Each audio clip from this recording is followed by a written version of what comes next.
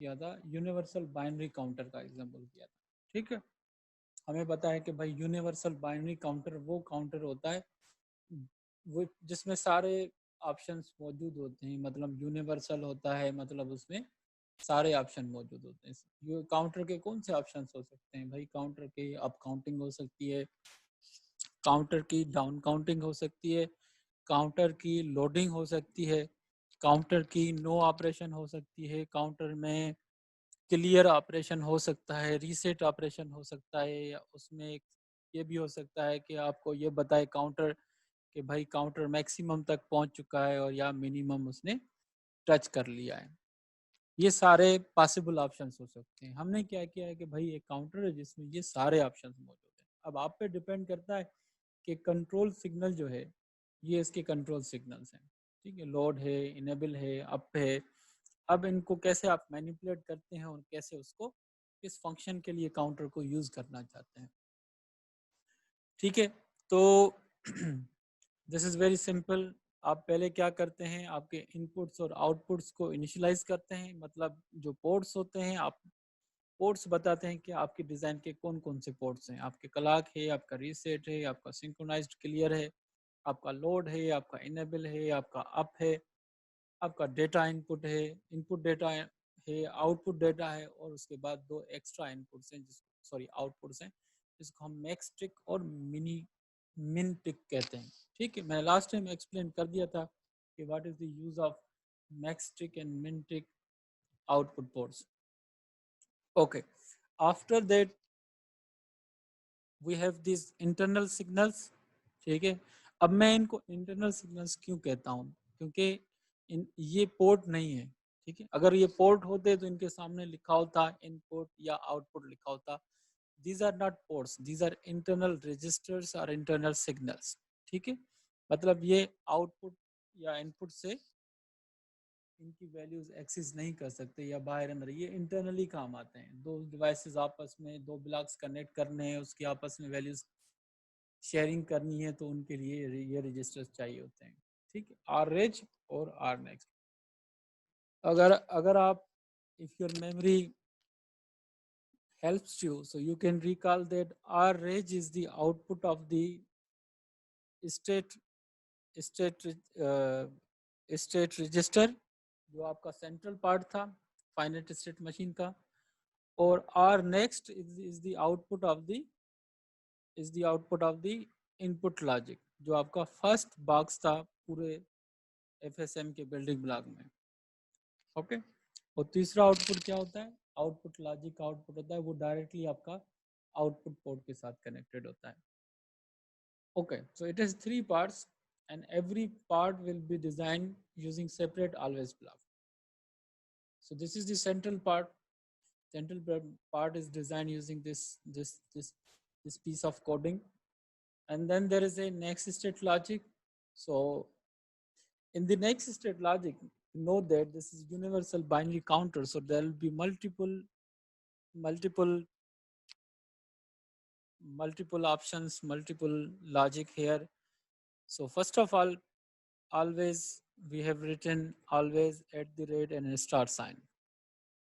I'm again repeating, when we are writing always at the rate star sign, we are basically saying to the Vivado, we want to design combinational circuit. We will want to design a circuit where no clock is involved. Okay, so that's why we have put always here. Okay, so first logic is, if synchronous clear signal is 1, then why should be the change on R next? R next should be equal to 0.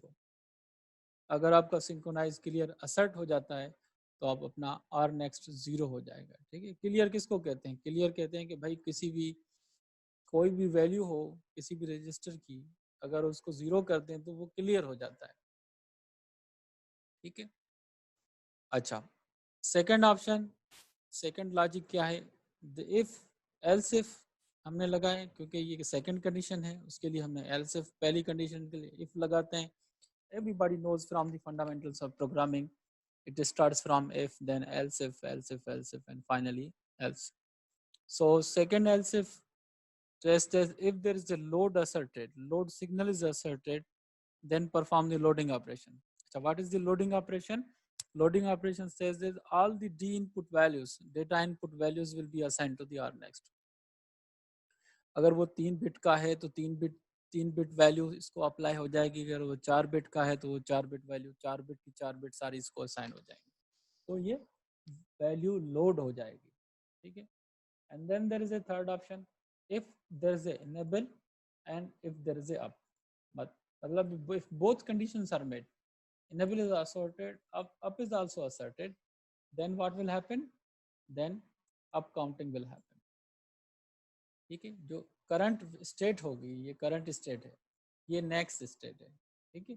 Current state में एक add होता जाएगा और आपकी next state increment होती जाएगी. अगर 0 है करंट स्टेट तो 1 ऐड होगा, तो नेक्स्ट स्टेट आपकी 1 बन जाएगी. अब जब नेक्स्ट स्टेट 1 बन जाएगी तो करंट स्टेट भी चेंज हो जाएगी, 1 हो जाएगी. नेक्स्ट क्लॉक पे फिर 1 + 1 यहाँ पे 2 आ जाएगा, ठीक है. सो this is how the counter will work.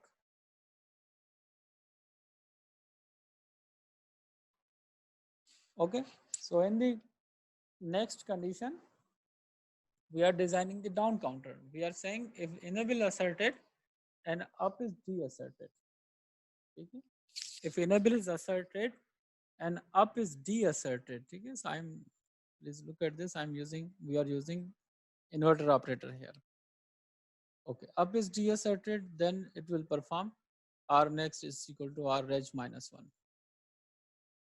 In the else condition, R next is equal to R reg. Means if there is any condition available from the above defined conditions, if there's this condition, if this is not the condition, this is not the condition at the input, this is not the condition, then what will happen? Then there will be a no change operation. There will be no operation or there will be no change. All the values will remain same. R reg will be equal to R next. Okay, so this is how next state logic is created. And finally output logic. In the output logic we say that R reg will be assigned to Q, मतलब जो current state की जो value होगी वो output port को assign हो जाएगी, ठीक है. output को हम कोई भी ऑपरेशन नहीं करना चाहते क्योंकि हम आउटपुट डायरेक्टली भेजना चाहते हैं. करंट स्टेट का आउटपुट जो है, करंट स्टेट की जो वैल्यूज हैं वो भेजना चाहते हैं आउटपुट पोर्ट को, कोई भी चेंजिंग नहीं करना चाहते, ठीक है. ये हमारे एक्स्ट्रा सिग्नल्स हैं. हम चाहते हैं कि भाई अगर काउंटर अपनी मैक्सिमम पॉइंट पे पहुंच जाए तो मैक्स टिक अलर्ट कर दे, और अगर मिनिमम पॉइंट पे पहुंच जाए तो मिन टिक हमें अलर्ट कर दे. कैसे अलर्ट करेगा? 1 भेज के अलर्ट कर देगा.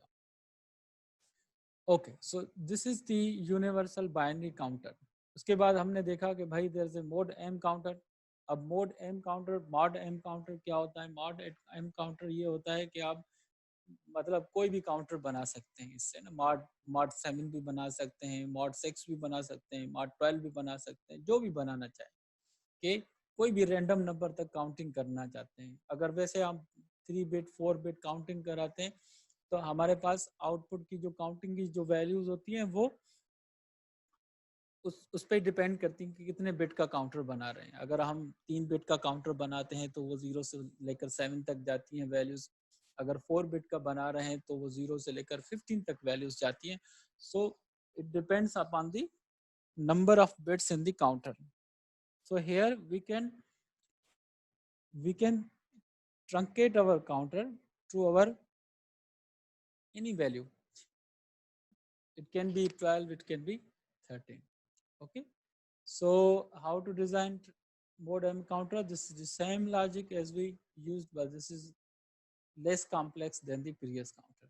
ठीक है, यहाँ पे हमने नेक्स्ट स्टेट लॉजिक लिख दिया कि भाई अगर R रेज की वैल्यू m-1 तक पहुंच जाए. m-1 क्या है? कोई भी, जैसे हम रैंडम वैल्यू चाहते हैं कि यहाँ तक काउंटर चले तो m-1 वो वैल्यू है.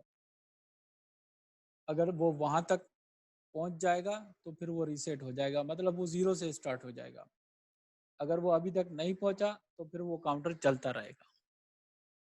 तो ये इसका सिंपलेस्ट नेक्स्ट स्टेट लॉजिक है, और ये इसका आउटपुट लॉजिक है, वो जो पहले हम यूज करते आ रहे थे वही logic. This is very very simple, ठीक है। अब व्हाट इज दी, अब आते हैं उस चीज पे जो आज के लेक्चर की हाईलाइट है, ठीक है। ये तो हो गया प्रीव्यू, हमने समझा कि भाई ये कैसे होता है, ये कैसे होता है, ठीक है। अब आते हैं आज की क्लास के हाईलाइट पे। आज की क्लास का हाईलाइट ये है कि भाई आप सीक्वेंशियल सर्किट के लिए जब टेस्ट बेंच बनाते हैं तो उसका उसका एक टेम्पलेट है जो इस बुक में गिवन है। आप कैसे भी डिज़ाइन कर सकते हैं, हर कोई अपनी मर्जी से डिज़ाइन करता है, मगर एक बुक में एक अच्छा सा टेम्पलेट अवेलेबल है, उस टेम्पलेट को आप यूज़ करके सॉरी, उसको यूज़ करके आप आप बना सकते हैं अच्छे, आप सीक्वेंशियल सर्किट्स की टेस्ट बेंच बना सकते हैं उसको मॉडिफाई करके, ठीक है। ये टेम्पलेट है और ये यूनिवर्सल बाइनरी काउंटर की टेस्ट बेंच है। इसको अगर समझ सकते हैं तो हम किसी भी सीक्वेंशियल सर्किट की टेस्ट बेंच, किसी बेसिक सीक्वेंशियल सर्किट की टेस्ट बेंच बना सकते हैं, ठीक है। अब हमें पता है कि भाई यूनिवर्सल बाइनरी काउंटर क्या करता है। आपके पास यूनिवर्सल बाइनरी काउंटर में सिंक्रोनियस क्लियर भी है, आपके पास अप काउंटिंग भी है, डाउन काउंटिंग भी है, नो ऑपरेशन भी है, उसे में उसमें इनेबल डिसेबल का भी ऑप्शन मौजूद है, ये सारे ऑप्शन मौजूद हैं, ठीक है। अच्छा, अब हम जब टेस्ट बेंच डिज़ाइन करते हैं तो उसमें पहली पहली लाइन होती है, वो हमें ये कहती है कि भाई आप जो टेस्ट सिमुलेशन चला रहे हो उस सिमुलेशन का उस सिमुलेशन में जो टाइम होगा उसका यूनिट क्या है, ठीक है। मतलब हम कहते हैं कि भाई उसमें उसमें 20 यूनिट डिले कर दो, 10 यूनिट डिले कर दो, 5 यूनिट डिले कर दो भाई। तो उसका यूनिट तो बताओ भाई, कितने यूनिट डिले, मतलब कितने सेकंड्स का, एक यूनिट कितने सेकंड्स का है। तो हमने ऊपर डिफाइन कर दिया है कि भाई एक जो यूनिट है वो 1 नैनो सेकंड का है। अच्छा, अब ये दूसरा नंबर क्या बताता है, आपने कभी गौर किया होगा कि भाई ये तो चलो पता है, ये नैनो सेकंड इसको बता रहा है, ये दूसरा टाइम क्या बता रहा है हमें, ठीक है। तो सर कहाँ तक टाइम जाएगा? नहीं नहीं नहीं नहीं। अच्छा, ये पी एस किसको शो कर रहा है, मुझे ये बता दें। Picosecond. टाइम स्टेप को शो करता है सर। अच्छा, पीको सेकंड छोटा टाइम है या नैनो सेकंड छोटा टाइम है? सर पिको पीको छोटा छोटा है है। Sir. Picosecond, pico -12 10 power. हाँ सही है। अब बताओ, अब बताओ ये पीको सेकंड क्या है। सर 10 पिको सेकंड्स जो है ना वो टाइम स्टेप है, जिस तरह मतलब इतने इंटरवल्स में वो चेंज होगा। बात तो आप सही कह रहे हैं, ठीक है। अब अब मैं आपको बताता हूँ कि मतलब एक टीचर के अल्फाज में बताता हूँ, ठीक है। आप भी सही कह रहे हैं, मैं सिर्फ अपने अल्फाज में बता दूं कि सबको बात समझ में आ जाए, ठीक है। पहला टाइम जो बता रहा है वो ये बता रहा है कि भाई आप अंदर जाके जितने भी टाइम लिखेंगे उसका यूनिट क्या होगा। जैसे मैंने अंदर जाके लिखा हुआ है भाई, ये 20 लिखा हुआ है, मैंने यूनिट यहाँ पे डिफाइन नहीं किया कि नैनो सेकेंड या मिली सेकेंड या सेकेंड, तो उसका यूनिट ये बता रहा है कि भाई इसका यूनिट 1 नैनो सेकेंड है। 20 का मतलब होगा 20 नैनो सेकेंड। अच्छा, अब इसका क्या मतलब है, इसका मतलब है कि अगर आप आपकी सिमुलेशन चलती है तो जब सिमुलेशन चलेगी तो उसकी वेवफॉर्म्स बनेगी, इनपुट वेवफॉर्म्स बनेगी, आउटपुट वेवफॉर्म्स बनेगी। तो जब आपकी वेवफॉर्म्स बनती हैं तो उसकी कोई ना कोई सैम्पलिंग होती है, ठीक है। जब आप वेवफॉर्म्स ड्रा करते हैं तो कितने टाइम स्टेप के बाद आप वैल्यूज एस्टिमेट करना चाहते हैं और शो करना चाहते हैं सिमुलेशन डायग्राम पे। तो ये 10 पिको सेकेंड उसका स्टेप है कि भाई हर 10 पिको सेकेंड के बाद सिमुलेटर आपको वैल्यू बताएगा कि वैल्यू चेंज हुई है, क्या वैल्यू है, उसकी क्या वैल्यू है। तो आप ये 10 पिको सेकेंड का स्टेप, इस पे जब वैल्यूज लेते हैं तो आपको ये फाइनल में पूरा ग्राफ नजर आता है। कलाक का ग्राफ होता है, कोई भी ग्राफ हो वो आपको ग्राफ नजर आता है। तो उसकी जो सैम्पलिंग होती है वो सैम्पलिंग 10 पिको सेकेंड्स पे होगी, ठीक है।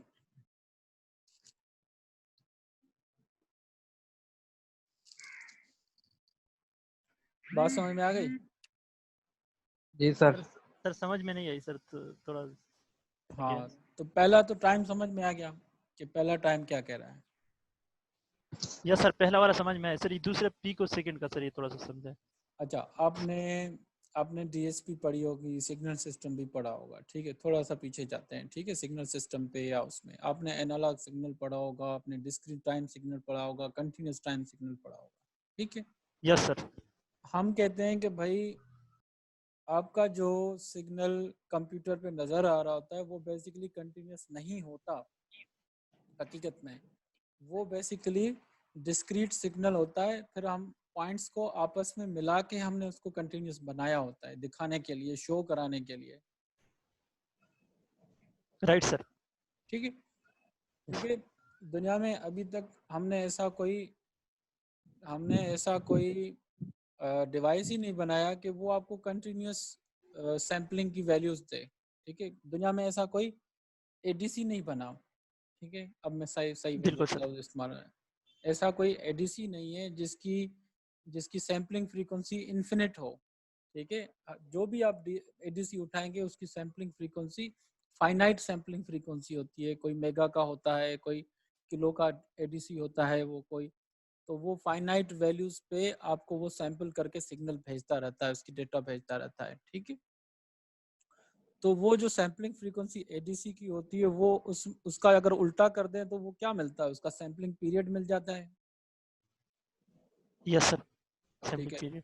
अब ये इसका सैम्पलिंग पीरियड है, जो आपको ग्राफ नजर आएंगे फाइनल में, तो उसका जो सैम्पलिंग पीरियड होगा वो ये होगा, ठीक है। अच्छा अच्छा, ठीक है सर, समझ हाँ, में आया। कि ग्राफ अगर आप ग्राफ शो करते हैं तो आप कितने सैंपल लेके उसको ग्राफ बनाना चाह रहे हैं, तो ये उसका सैम्पलिंग पीरियड है, ठीक है। ये कला, सही है सर, सही है। हाँ, ये एडीसी का या सिमुलेटर का सैम्पलिंग पीरियड समझ लें। ये ये वो सर जो सिमुलेशन में जो नजर आती है ना सर, वो उसी की बात कर रहे थे। एग्जैक्टली, ठीक है सर।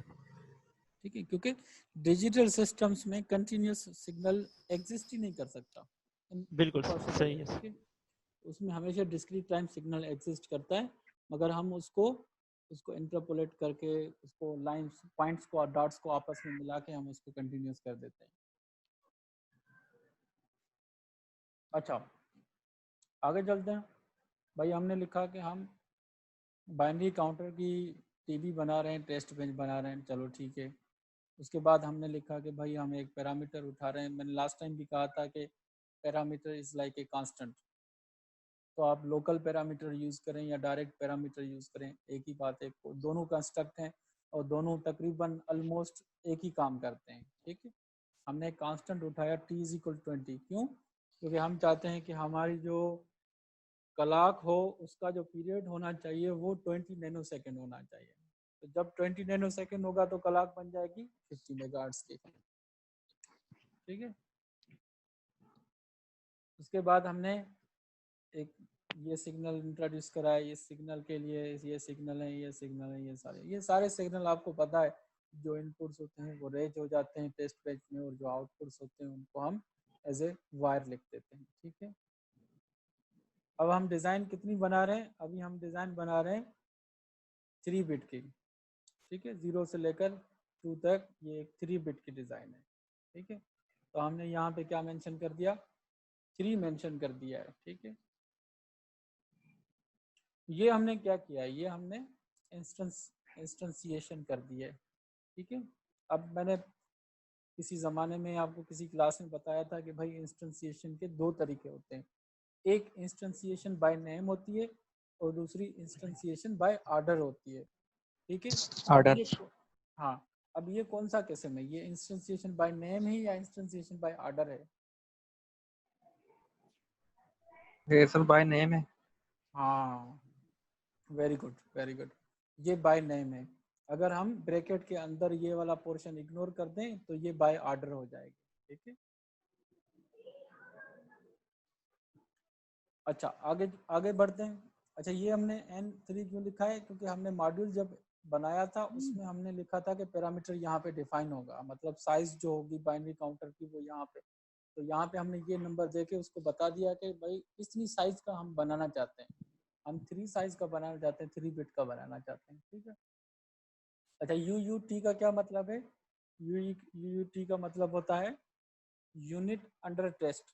ठीक है, किस यूनिट, जिस यूनिट को हम टेस्ट कर रहे हैं, किसको टेस्ट कर रहे हैं? यूनिवर्सल बाइनरी काउंटर को टेस्ट कर रहे हैं, तो उसको हमने लिख दिया है कि भाई यूनिट अंडर टेस्ट। उसको इंस्टेंशिएट करके उसको टेस्ट कराना चाहते हैं यहाँ पे। ठीक है, तो उसको यूयूटी भी कहते हैं, उसको डीयूटी भी कहते हैं, डिजाइन अंडर टेस्ट भी कहते हैं। अच्छा, आगे बढ़ते हैं। पहले आपको पता है कि पहले हमने क्लॉक डिज़ाइन करनी होती है। पहले हमने देखा कि एग्जांपल में हमने एक तरीका यूज़ किया था क्लॉक डिज़ाइन करने का। उसमें हम क्या करते थे कि initial clock is equal to 0 करते थे, और उसके बाद क्लॉक की जो वैल्यूज थी उसको टॉगल करवाते थे, और उसमें डिले दे देते थे कि इतने डिले के बाद वो टॉगल हो, तो उससे क्लॉक बन जाती थी। इसमें एक दूसरा मेथड, अल्टरनेटिव मेथड यूज़ किया गया है। उसमें ये कहा गया है कि भाई क्लॉक की वैल्यू 1 कर दो, उसके बाद इतना डिले दे दो, उसके बाद क्लॉक की वैल्यू 0 कर दो, और उसके बाद हाफ पीरियड डिले दे दो। ठीक है, t इज इक्वल 20 है तो t/2 हो जाएगा 10, तो ये उसका हाफ पीरियड हो जाएगा।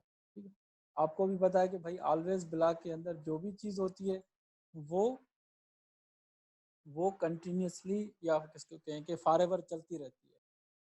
ठीक है, जब तक उसको हाल्ट ना कर दें,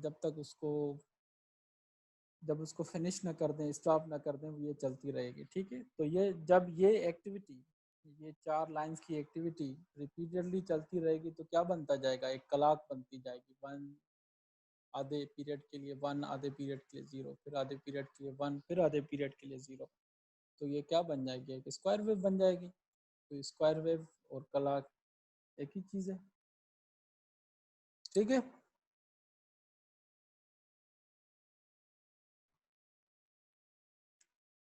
अच्छा, तो मैं खामोशी को हाँ ही समझता हूँ। ठीक है, मतलब समझता हूँ कि आप जो है ना वो सेटिस्फाई हैं, आपको चीज़ समझ में आ गई है। अच्छा भाई, आगे बढ़ते हैं। आगे ये कहता है कि भाई आपने क्लॉक डिज़ाइन कर दी, अब आपको क्या करना है? अब आप एक ना रीसेट सिग्नल बनाएं, और टेस्ट करें कि रीसेट काम कर रहा है या नहीं कर रहा। ठीक है, बनाते हैं भाई।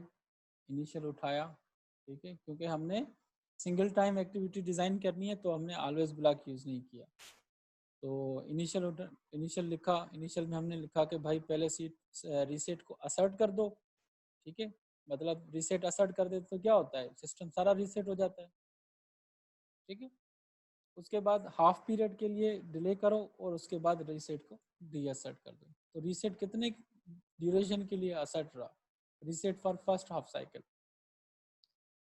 ठीक है, अब ये चीज़ जहन में रख लें कि ये जो रीसेट इन्होंने असर्ट किया है, ये हमेशा होता क्या है कि जो स्टैंडर्ड, ये इन्होंने बड़ा एक स्टैंडर्ड टेम्पलेट बनाया है जो इंडस्ट्री में यूज़ होता है। इंडस्ट्री में ये यूज़ होता है कि आप जो भी डिज़ाइन टेस्ट करते हैं तो उसको पहला जो सिग्नल देते हैं वो कला के बाद जो पहला सिग्नल देते हैं वो रीसेट का सिग्नल देते हैं।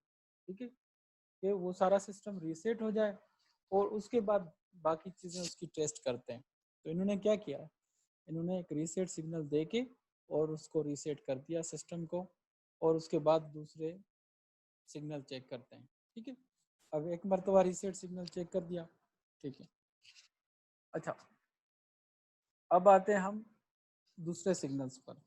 ठीक है, अब हमने दूसरा इनिशियल ब्लॉक उठाया, बिगिन लिखा, एंड लिखा, व्हाटएवर। ठीक है, अब कहते हैं कि भाई सिंक्रोनाइज क्लियर चेक करते हैं। ठीक है, तो नहीं, सिंक्रोनाइज क्लियर चेक नहीं करते, हम इनिशियल इनपुट्स लिखते हैं। ठीक है भाई, इनिशियली हम कहते हैं कि सिंक्रोनाइज क्लियर 0 है, लोड भी 0 है, इनेबल भी 0 है, अप 1 है। इसका मतलब है कि ना सिंक्रोनाइज क्लियर असर्टेड है, ना लोड असर्टेड है, ना इनेबल असर्टेड है, कुछ कोई भी चीज़ असर्टेड नहीं, मतलब काम नहीं करेगा। डी की वैल्यू, इनपुट की वैल्यू हमने 0 कर दी है। अब हम 1 रखें या 0 रखें उससे कोई फ़र्क नहीं पड़ता है, क्योंकि हमारा इनेबल एक्टिवेटेड नहीं है। ठीक है, तो ये क्या है? ये इनिशियल वैल्यूज़ हैं। ठीक है, अब क्या करते हैं हम? अब हम ये करते हैं कि भाई हमारा जो रीसेट है उस रीसेट को डी असर्ट कर दो।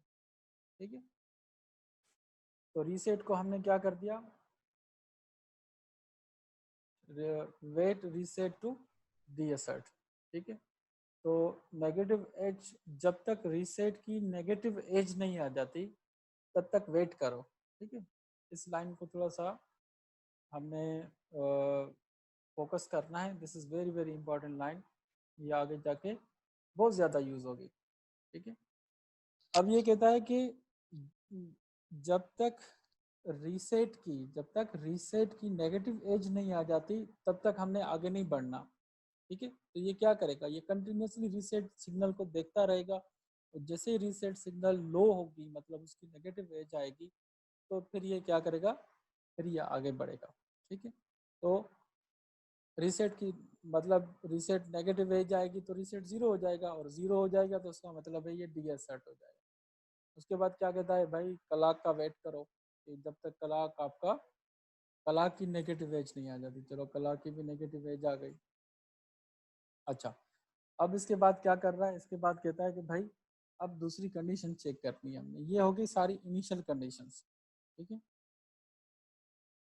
अब हम कहते हैं कि भाई लोड वाला ऑप्शन चेक करो। लोड वाला ऑप्शन क्या कहता है, हमने लोड इनेबल कर दिया और एक डेटा दे दी, सैंपल डेटा 011, ठीक है, 011 दे दी, और हमने कहा कि भाई वेट करो, जैसे ही नेगेटिव एज आती है तो वेट करो नेगेटिव एज के लिए। तो हमने 1 क्लॉक के लिए हमने वेट किया, ठीक है। इसका क्या मतलब है, थोड़ा सा मैं इसको फिर रिपीट कर देता हूँ। इसको अगर मैं कंबाइन करूँ इन तीनों स्टेटमेंट्स को, तो ये क्या होगा, ये वैल्यू, ये 1 वाली वैल्यू लोड को असाइन हो जाएगी, 011 डी को असाइन हो जाएगी, और ये कब तक असाइन रहेगी, जब तक नेक्स्ट नेगेटिव एज नहीं आती। जब तक क्लॉक की नेक्स्ट नेगेटिव एज नहीं आती तब तक ये वैल्यू सेम रहेंगी, ठीक है। तो हमने करना क्या है, हमने कुछ वैल्यूज दी हैं और उसको हमने डिले करवा दिया है 1 क्लॉक के लिए, मतलब एक पीरियड के लिए हमने डिले करवा दिया है, ठीक है। तो उस दौरान वो वैल्यूज क्या करती हैं, आउटपुट पे क्या फर्क पड़ता है उन वैल्यूज को, वो चेक करना चाहते हैं, ठीक है। अब 1 क्लॉक के बाद हमने फिर वही लोड को हमने डीअसर्ट कर दिया, ठीक है। तो हम एक साइकिल के लिए हम सिर्फ चेक करना चाहते हैं कि भाई हमने लोड को 1 किया और डी को 011 कर दिया, कि तो वो वैल्यूज लोड होती हैं या नहीं होती हैं, सिर्फ वो चेक करना था। और उसके बाद हमने लोड को 0 कर दिया, ठीक है। उसके बाद हमने कहा कि भाई इसमें डिले दे दो, दो क्लॉक्स का डिले दे दो, ठीक है। इसमें क्या कर दिया, हम कहते हैं कि इसमें दो चीज़ें हैं। एक चीज़ जो इसमें नई चीज़ ये है, ये तो आपने समझ लिया कि इसका क्या मतलब है। इसका मतलब है कि 1 क्लॉक का डिले दे दो, ठीक है। अगर उसके आगे हमने रिपीट 2 लिख दिया तो ये 2 क्लॉक्स का डिले बन जाएगा, ठीक है। अब आपके पास कैपेबिलिटी क्या आ रही है, आके आप मल्टीपल क्लॉक्स का डिले दे सकते हैं, ठीक। अच्छा, आगे जो चीज़ें हैं उसमें एक दो चीज़ नई चीज़ें, बाकी सेम चीज़ें रिपीट हो रही हैं, ठीक है। अब इस मैं आपको थोड़ा सा पास्ट में लेके जाऊंगा और कॉन्टेक्स्ट में समझाऊंगा कि भाई इस चीज़ में और पहले जो हम टेस्ट में डिज़ाइन करते थे उसमें फ़र्क क्या है, उसका क्या फ़ायदा था और इसका क्या फ़ायदा है, ठीक। जब आप मैं पूरा आपको कॉन्टेक्स्ट दूंगा तो फिर आपको समझ में आ जाएगा कि अच्छा ये रिपीट टू क्या क्या कितनी बड़ी बला है, या नेगेटिव एज क्लॉक ये कौन सी नई चीज़ हमारे जहन में आ गई है, और ये हमें क्यों समझ में नहीं आ रही है, कब यूज़ करनी है, कैसे यूज़ करनी है, क्यों यूज़ करनी है, किस सिचुएशन में यूज़ करनी है। तो वो पूरा कॉन्टेक्स्ट आपको समझ में आ जाएगा, ठीक है। अच्छा, जब हम बात करते हैं टेस्ट बेंच की, ठीक है, टेस्ट बेंच में बेसिक होता क्या है, टेस्ट बेंच किस चीज़ को कहते हैं, टेस्ट बेंच कहते हैं कि भाई हम कुछ इमेजिनरी इनपुट सिग्नल्स जनरेट करते हैं। अच्छा, मैं बिल्कुल सिंपल तरीके से समझाता हूँ, हार्डवेयर के सेंस में समझाता हूँ, ठीक है। आप लैब में काम कर रहे हैं, टीचर ने आपको कहा है कि भाई एक छोटा सा हार्डवेयर है और ये बना कर लाओ। मिसाल के तौर पर टीचर ने आपको कहा है कि भाई मुझे वोल्टेज डिवाइडर डिज़ाइन करके दिखाओ, ठीक है, वोल्टेज डिवाइडर सर्किट डिज़ाइन करके दिखाओ, ठीक है। चलो ठीक है, आप डिज़ाइन करके ले आए, ब्रेड बोर्ड पर ले गए, फिर सर ये हमने रजिस्टर लगाए और ये वोल्टेज डिवाइडर। अब जब टीचर उसको टेस्ट करेगा, या टीचर आपको कहता है कि भाई मुझे ये चेक करके वेरीफाई करो कि ये काम कर रहा है, तो आप क्या करते हैं, पहला काम क्या करते हैं, पहला आपको ये काम करते हैं कि उसको इनपुट देते हैं। ठीक है, इनपुट्स दे के उसके आउटपुट चेक करते हैं कि भाई इस रजिस्टर पे कितना ड्रॉप हो रहा है, इस रजिस्टर पे कितना ड्रॉप हो रहा है, इस रजिस्टर पे। फिर टोटल करते हैं कि total voltage divided voltage is equal to supplied voltage आ जाता है, तो आप कहते हैं भाई ये तो हमारा वोल्टेज डिवाइडर सही काम कर रहा है। ठीक है, तो इसमें फंडामेंटल आपने किया क्या, आपने हार्डवेयर डिज़ाइन किया, फिर उसने आपने आपने उसको एक इनपुट सिग्नल दिया और आपने आउटपुट के सिग्नल्स उसको मेजर किए या उसको चेक किए कि आउटपुट के सिग्नल, फिर आपने वेरीफाई किया कि काम कर रहा है या नहीं कर रहा। ठीक है, तो प्रोग्रामिंग में हम जो टेस्ट बेंच है एग्जैक्टली वही काम करते हैं, मगर हम कोडिंग को यूज़ करके करते हैं। ठीक है, अच्छा ये इसमें ये है कि टेस्ट बेंच का जो कॉन्सेप्ट है पहले किसी लैंग्वेज में आपने नहीं पढ़ा होगा, आपने ना मैटलैब में पढ़ा होगा, ना आपने C++ में पढ़ा होगा, ना जावा में पढ़ा होगा, ना सी में पढ़ा होगा। ठीक है, अब वो इसलिए नहीं पढ़ा होगा कि उसका रीज़न है, उसका रीज़न ये है कि वहाँ पे आप हार्डवेयर डिज़ाइन नहीं करते, यहाँ पे आप हार्डवेयर डिज़ाइन कर रहे हैं। ठीक है, तो जब आप हार्डवेयर डिज़ाइन करते हैं तो उस हार्डवेयर को चेक भी करना होता है। तो अगर हार्डवेयर आप रिवार्डो पे डिज़ाइन कर रहे हैं तो रिवार्डो आपको एक कैपेबिलिटी देता है वेरिला कि आप उस हार्डवेयर को प्रोग्रामिंग पे ही चेक करें बिफोर गोइंग इनटू हार्डवेयर। आप यहीं पे चेक करें, फिर आप हार्डवेयर में जाएं, फिर वहाँ पे चेक करें अलग से। ठीक है, ये कॉन्टेक्स्ट समझ में आ गया। अब आते हैं रिसेंट पास्ट पे। ठीक है, रिसेंट पास्ट में हमने क्या किया था, हमने गेट लेवल मॉडलिंग यूज़ करके, डेटा फ्लो मॉडलिंग यूज़ करके हमने कॉम्बिनेशनल सर्किट्स बनाए थे, याद है सबको? यस सर, याद है सर, वो मल्टीप्लेक्सर वगैरह। हाँ, तो उसमें ये भी याद होगा कि हम उसकी टेस्ट बेंच बनाते थे। तो उसकी टेस्ट बेंच सिंपल बनाते थे, इनिशियल यूज़ करते थे, बिगिन एंड यूज़ करते थे, और उसमें सिग्नल्स के डिफरेंट कॉम्बिनेशन इनपुट के बनाते थे और उनके बीच में डिले दे देते थे कि भाई 10 का डिले ये कॉम्बिनेशन, फिर 10 का डिले फिर ये कॉम्बिनेशन। ठीक है, ये भी याद है आपको? Exactly sir. ठीक है, अच्छा उसमें ये था कि वो कॉम्बिनेशनल सर्किट था, उसमें हम सिर्फ कॉम्बिनेशंस देते थे कि भाई इनपुट के ये कॉम्बिनेशंस हो सकते हैं, ये कॉम्बिनेशन दे दो। उसमें कोई क्लॉक वगैरह नहीं थी, उसमें कुछ भी नहीं था, एज सेंसिटिव नहीं थे, वो लेवल सेंसिटिव सर्किट थे। ठीक है, अब बात आ गई है सीक्वेंशियल सर्किट की। ठीक है, और सीक्वेंशियल सर्किट में क्लॉक का बड़ा रोल होता है। ठीक है, तो वहाँ पे हम जब टाइम एडवांस करते थे तो हम बिल्कुल लिख देते थे कि भाई 10 नैनो सेकेंड टाइम एडवांस कर दो और उसके बाद ये सिग्नल अप्लाई करो। फिर 10 यूनिट टाइम एडवांस कर दो, मतलब एडवांस का मतलब है डिले दे दो। ठीक है, डिले दे दो या एडवांस कर दो, एक ही बात है। ठीक है, 10 यूनिट डिले दे दो, एडवांस कर दो, फिर ये कर दो। ठीक है, अब यहाँ पे हम क्या करते हैं कि भाई हमें पता होता है कि भाई हमने जो डिले देना है वो हम यहाँ पे 10, 20 यूनिट, 30 यूनिट की बात नहीं करते। ठीक है, यहाँ पे जो एडवांसमेंट की बात करते हैं, सिमुलेशन एडवांसमेंट की या डिले की बात करते हैं, वो इन टर्म्स ऑफ क्लॉक बात करते हैं। ठीक है, अब मैं कहता हूँ कि भाई ये सिग्नल टेस्ट करो 10 क्लॉक्स के लिए, 10 क्लॉक साइकिल्स के लिए टेस्ट करो। ठीक है, मैं कह सकता हूँ कि भाई ये सिग्नल मुझे 5 क्लॉक साइकिल्स के लिए टेस्ट करके दिखाओ काम करता है नहीं करता।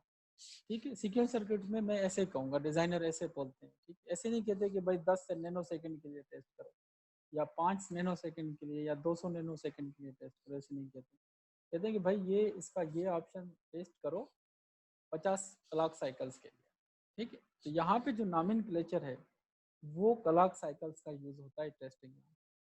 ठीक है, जब नॉमेनक्लेचर ही क्लॉक साइकिल का हो गया तो 10-20 की तो बात ही खत्म हो गई। ठीक है, अब हम कौन सी बात करेंगे, जब डिले की बात आएगी तो हम कहेंगे कि भाई इतने क्लॉक साइकिल्स का डिले दो।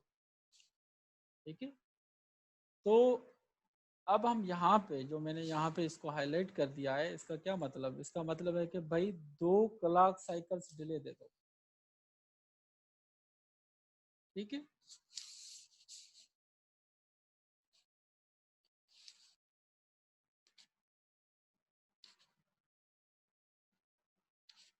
हेलो? यस सर, क्लियर है सर। यस सर, सही है। हाँ, अब बात समझ में आ जाएगी कि हम काम वही कर रहे हैं, वहाँ पे हम यूनिट्स में बात कर रहे थे, यहाँ पे हम साइकिल्स में बात कर रहे हैं। बिल्कुल सर, समझ में क्लियर आ गया ठीक सर। है।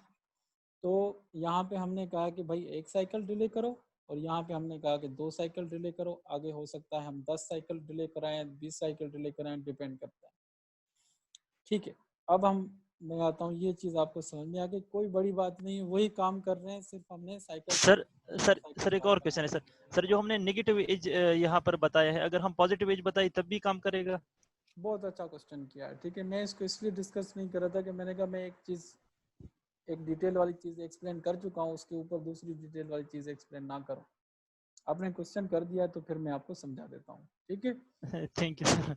हाँ, तो जब आप क्या करते हैं, जब आप थोड़ा सा बोर्ड यूज़ करूँगा। ठीक है, तो बोर्ड कहाँ पर आता है?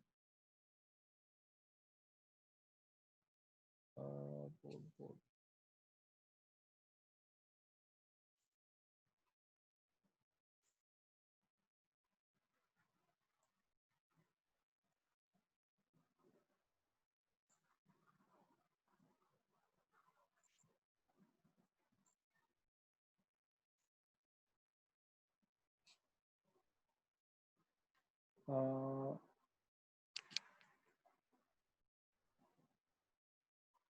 अच्छा, आप ऐसा करें, आप सब 5 मिनट का ब्रेक ले लें और आप फिर मुझे ज्वाइन करें, तो मैं इसका ऑप्शन भी देख लेता हूँ बोर्ड का, यहाँ से मुझे मिल नहीं रहा। आप 5 मिनट का ब्रेक लेके आप फिर आ जाएं वापस ज्वाइन ठीक ठीक है है सर। सर। ठीक। ठीक। ओके, ठीक है। अच्छा भाई, इसमें ये कि ये जो सैंपल ऑफ कोड है, जिसमें ये 5-6 लाइन्स हैं, इसको हम समझते हैं। ठीक है, हमने लोड टेस्ट करना था, उसके बाद उससे पहले हमने ये डिले करवाया, उसके बाद लोड लोड सिग्नल को एक्टिवेट किया और उसको डेटा दी, और फिर हमने डिले करा के लोड के सिग्नल को डीएक्टिवेट कर दिया। ठीक है, यहाँ तक आप याद रखें। शुरू कहाँ से किया था? रीसेट को चेक किया था कि रीसेट डीएसर्ट हुआ है नहीं हुआ, हमने इसको चेक किया था कि भाई इसकी नेगेटिव एज आई है नहीं है, फिर हमने लोड सिग्नल को असर्ट किया था और डेटा दे दी थी। ठीक है, ये जहन में रखना है। और अब हम व्हाइट बोर्ड पे चले जाते हैं। ठीक है। अच्छा, व्हाइट बोर्ड में हमने क्या किया है कि for example sample clock signal बनाया। ठीक है, ये इसका क्लॉक सिग्नल है। ठीक है, क्लॉक सिग्नल आ रहा है। फिर हमने ये कहा है कि जब तक आपकी जो रीसेट है वो आपकी रीसेट डी असर्ट नहीं हो जाती, तो हम वेट करते रहेंगे जब तक आपका रीसेट डी असर्ट नहीं होता। ठीक है, मैं अज्यूम करता हूँ कि रीसेट पहले से असर्ट थी, और एक पॉइंट ऐसी आती है यहाँ पे कि रीसेट आपका डी असर्ट हो जाता है। ठीक है, तो सिमुलेशन क्या करेगी, यहाँ तक वेट करती रहेगी जब तक आपकी ये नेगेटिव नहीं होती या डी असर्ट नहीं होती। ठीक है, उसके बाद हमने ये कहा कि एक और डिले दे दो।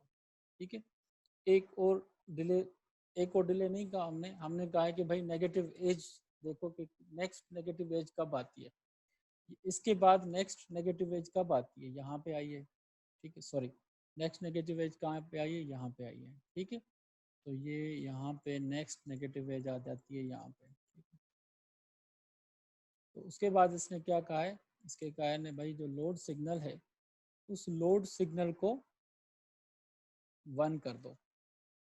ठीक है, लोड सिग्नल को क्या कर दो, पहले लोड सिग्नल की जो भी वैल्यू हो, अज्यूम कर लो डोंट केयर कंडीशन है, अज्यूम कर लो 0 कंडीशन है, 1 कंडीशन है, जो भी कंडीशन है अज्यूम करें, हम नहीं जानते उससे पहले क्या कंडीशन थी इसकी, क्या वैल्यू थी।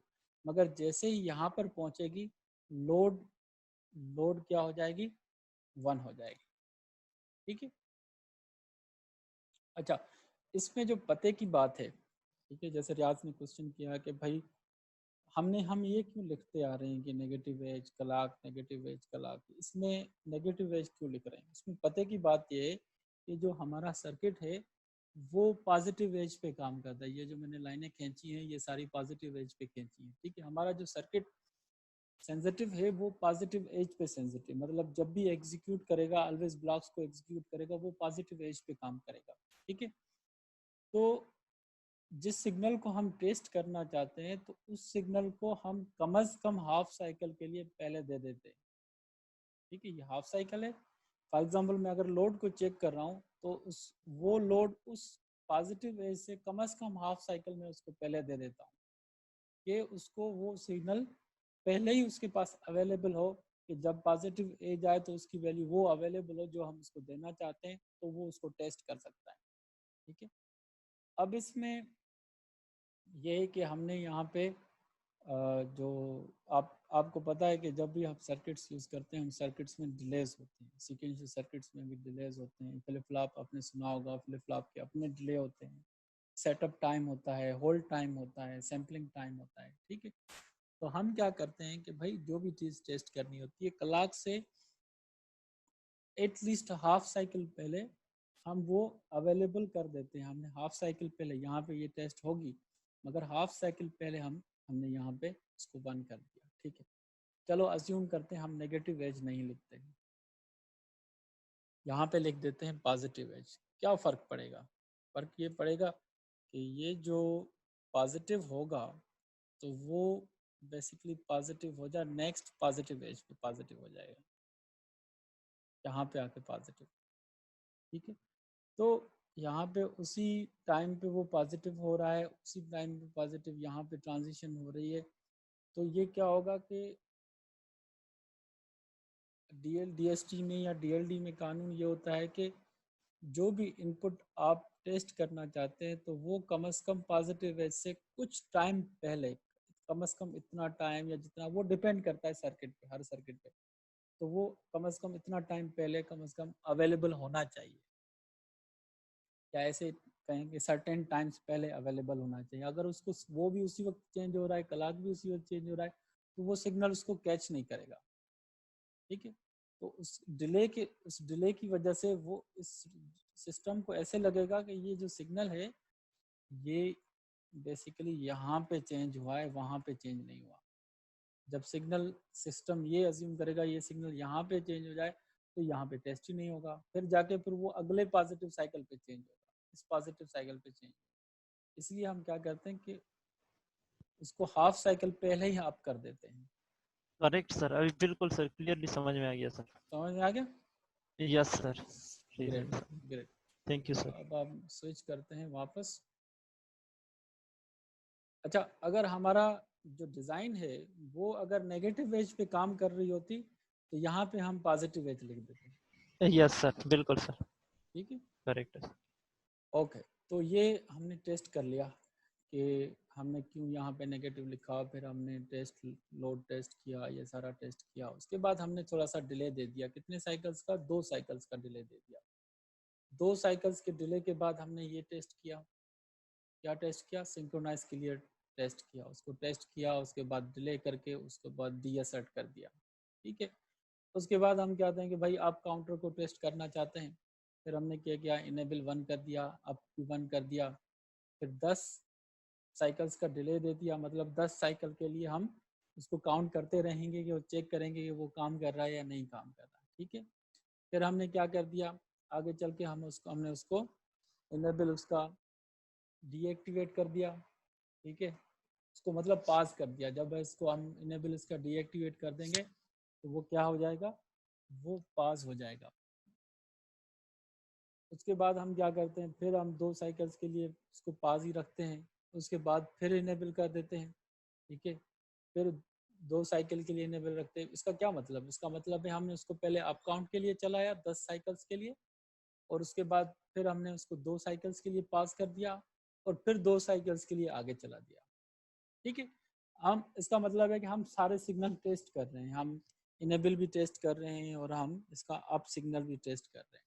ठीक है, अब दूसरे सेक्शन में, तीसरे सेक्शन में हम इसका डाउन काउंटर टेस्ट करते हैं। ठीक है, आपको हमने 0 कर दिया तो ये डाउन काउंटर इनेबल हो जाएगा, और फिर 10 साइकिल्स के लिए हमने इसको टेस्ट किया। फिर हम कहते हैं कि भाई जब तक आउटपुट की वैल्यू 2 नहीं हो जाती तब तक ये टेस्ट करता रहे। ठीक है, अब 0 आएगा, 1 आएगा, 2 आएगा। जैसे ही 2 आ जाएगा तो फिर हम कहते हैं कि भाई 1 साइकिल का डिले दो, और फिर हम क्या कर दो? जो सिग्नल है अप काउंटिंग का जो सिग्नल है वो असर्ट कर दो, डाउन काउंटिंग का डी असर्ट कर दो। ठीक है, एक ही सिग्नल है, अगर इसको हम 1 रखते हैं तो वो अप काउंटिंग करता है, अगर वो 0 रखते हैं तो वो डाउन काउंटिंग करता है। ठीक है, यहाँ पे हमने एज ए डाउन काउंटर इसको टेस्ट किया। फिर जैसे ही वो पीक पे पहुंच गया तो फिर हमने उसको क्या कर दिया? जब वो 2 पे पहुंच गया, ठीक है, तो उसको हमने फिर डिसेबल कर दिया। ठीक है, ये सारे टेस्ट हो गए। उसके बाद हम चेक करते हैं कि भाई आपका मिन टिक है वो जब 1 हो जाए तो वो चेक करो, ठीक है। फिर हमने 1 क्लॉक डिले दिया। हमने कहा कि जैसे ही आपका मिन टिक 1 हो जाए, ठीक है, वेट करो, तब तक वेट करो जब तक आपका मिन टिक 1 नहीं हो जाता। उसके बाद क्या करो, उसके बाद आप डिले दो 1 साइकिल का और फिर आपको 0 कर दो। उसके बाद फिर आप डाउन काउंटिंग स्टार्ट कर दो, ठीक है। तो इसमें क्या है, इसमें काम की चीज़ें क्या थी, ठीक है। अभी एक और पार्ट, ये फाइनल पार्ट है, इसमें हमने क्या किया है कि हम यहाँ पे एब्सोल्यूट डिले दे रहे हैं। ये वो डिले है जो हम कॉम्बिनेशनल सर्किट्स में देते थे, ठीक है। जैसे अगर मैं लिख दूँ कि ये साइन और यहाँ पे 80 लिख दूँ, ये बिल्कुल 80, क्योंकि t इज इक्वल 20 है तो 4 टाइम्स 20 इज इक्वल टू 80। तो अगर मैं 80 लिख दूँ तो सिमुलेशन 80 नैनो सेकेंड्स आगे चली जाएगी, ठीक है। 80 नैनो सेकेंड्स के लिए चलती रहेगी, वो जो काम उसने वो कर रही थी डाउन काउंटिंग वो करती रहेगी, ठीक है। और फिर मैंने इनेबल को पास कर दिया, सिस्टम को पास कर दिया, फिर मैंने 80 सेकेंड्स के लिए सिमुलेशन चलाई, ठीक है। तो ये डिफरेंट तरीके हैं उस चीज़ को टेस्ट करने के, और आखिर में मैंने सिमुलेशन को स्टॉप कर दिया, ठीक है, एंड और एंड मॉड्यूल, ठीक है। अब इस सारी टेस्ट पेज में काम की चीज़ें क्या थी, ठीक है। मैं फिर से एक मरतबा रिव्यू करता हूँ इस सारी चीज़ को, काम की चीज़ें क्या थी। एक चीज़ आपने ये समझी कि इसका क्या मतलब है, ठीक है। अब इसको हम क्या कहते हैं, ठीक है, इसको हम कहते हैं सिमुलेशन डायरेक्टिव, ठीक है। इसको हम कहते हैं सिमुलेशन डायरेक्टिव। तो ये सिमुलेशन डायरेक्टिव हमने समझा, और उसके बाद हमने ये देखा कि एक नए तरीके से हमने क्लॉक जनरेट की, ये भी समझ गए हम, ठीक है। उसके बाद हमने देखा कि हम इंस्टेंसिएशन बाय नेम कर सकते हैं, वो भी हमने करी यहाँ पे, ठीक है। उसके बाद हमने ये किया कि भाई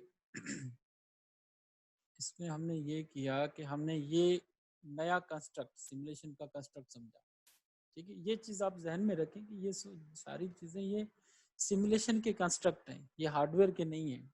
ये हार्डवेयर में ऐसी चीज़ें कभी भी यूज़ नहीं होती, ये सिमुलेशन के कंस्ट्रक्ट्स हैं और सिमुलेशन में ही यूज़ होती हैं। तो हमने लिखा कि भाई एक साइकिल डिले कराना हो तो कैसे कराते हैं, अगर चेक करना हो कि जब तक आपका रीसेट 1 नहीं हो जाता, ठीक है, तो उसको कैसे करना है, उसको ऐसे लिख लिख देंगे तो हो जाएगा। एक नई चीज़ ये थी। अगर साइकिल बढ़ाने हैं तो रिपीट लिख के उतना नंबर यहाँ पे लिख के उतने साइकिल बढ़ जाएंगे, उतनी साइकिल डिले आ जाएगा या एडवांसमेंट आ जाएगी, ठीक है। आगे चल के हमने ये देखा कि wait is equal to Q, कि मतलब कोई भी वैल्यू आप चेक करना चाहते हैं, आप लिखते हैं कि ये आउटपुट सिग्नल या इंटरनल सिग्नल आपका ये हो जाए, ये नंबर पे आ जाए, फिर जाके आप ये करें, ठीक है। मतलब वेट करें जब तक ये सिग्नल ये नहीं हो जाता, इसकी वैल्यू ये नहीं हो जाती, ठीक है। अब इस चीज़ में और इस चीज़ में फ़र्क क्या है, सिंपल सा फ़र्क है। इसमें हम ये कहते हैं कि जब तक क्लॉक आपकी नेगेटिव एज नहीं हो जाती, इसमें आप कहते हैं कि जब तक क्यू आपकी 2 नहीं हो जाती, ठीक है। इसको हम कहते हैं कि भाई ये लेवल सेंसिटिव डिले है, ठीक है। सॉरी, ये एज सेंसिटिव डिले है और ये लेवल सेंसिटिव डिले है, ठीक है। ये उस सिग्नल की लेवल चेक कर रहा है कि वो जब ये सिग्नल वैल्यू चेंज कर रहा है, उसकी वैल्यू चेक कर रहा है, जब उसकी वैल्यू 2 हो जाएगी तब तक काम हो जाएगा। इसमें हम उसकी एज चेक करेंगे, जब तक उसकी एज नेगेटिव नहीं होती तब तक वो आगे नहीं बढ़ेगी, ठीक है। इसमें भी हम क्या चेक करें, उसकी वैल्यू चेक करें कि जब तक वो 1 नहीं हो जाती हमने सिमुलेशन आगे नहीं बढ़ानी, पास करना है सिमुलेशन को, ठीक है। So these are 2-3 few constructs which are very useful in simulation and test bench generation, ठीक है। आप इसी कंस्ट्रक्ट को यूज करके अब कोई भी मीडियम लेवल और कॉम्प्लेक्स हो या low level complex sequential circuit हो उसको टेस्ट कर सकते हैं, ठीक है। So that's the end of the class. उसके बाद बाकी प्रीवियस 3 या 4 जो लेक्चर्स हमने किए हैं उसकी वीडियोस में सेट कर रहा हूँ, इंशाल्लाह आज रात तक मैं वो सारी वीडियोस आपको भेज दूंगा, और ये हमारा लास्ट लेक्चर है, ठीक है। और it will be A very brief lecture, maybe 30-40 minutes, 50 minutes we will take, and we will close down our course, okay. After that you will be open to prepare for the final exam and prepare for the assignment. Okay, bhai. So I hope everybody can see this screen share. Screen is shared and you can see the book.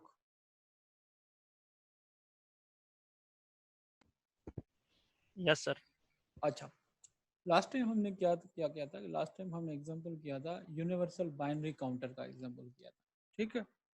हमें पता है कि भाई universal binary counter वो counter होता है वो जिसमें सारे ऑप्शंस मौजूद होते हैं, मतलब यूनिवर्सल होता है, मतलब उसमें सारे ऑप्शन मौजूद होते हैं। ये काउंटर के कौन से ऑप्शंस हो सकते हैं भाई? काउंटर की अप काउंटिंग हो सकती है, काउंटर की डाउन काउंटिंग हो सकती है, काउंटर की लोडिंग हो सकती है, काउंटर की नो ऑपरेशन हो सकती है, काउंटर में क्लियर ऑपरेशन हो सकता है, रीसेट ऑपरेशन हो सकता है, या उसमें ये भी हो सकता है कि आपको ये बताए काउंटर कि भाई काउंटर मैक्सिमम तक पहुंच चुका है और या मिनिमम उसने टच कर लिया है।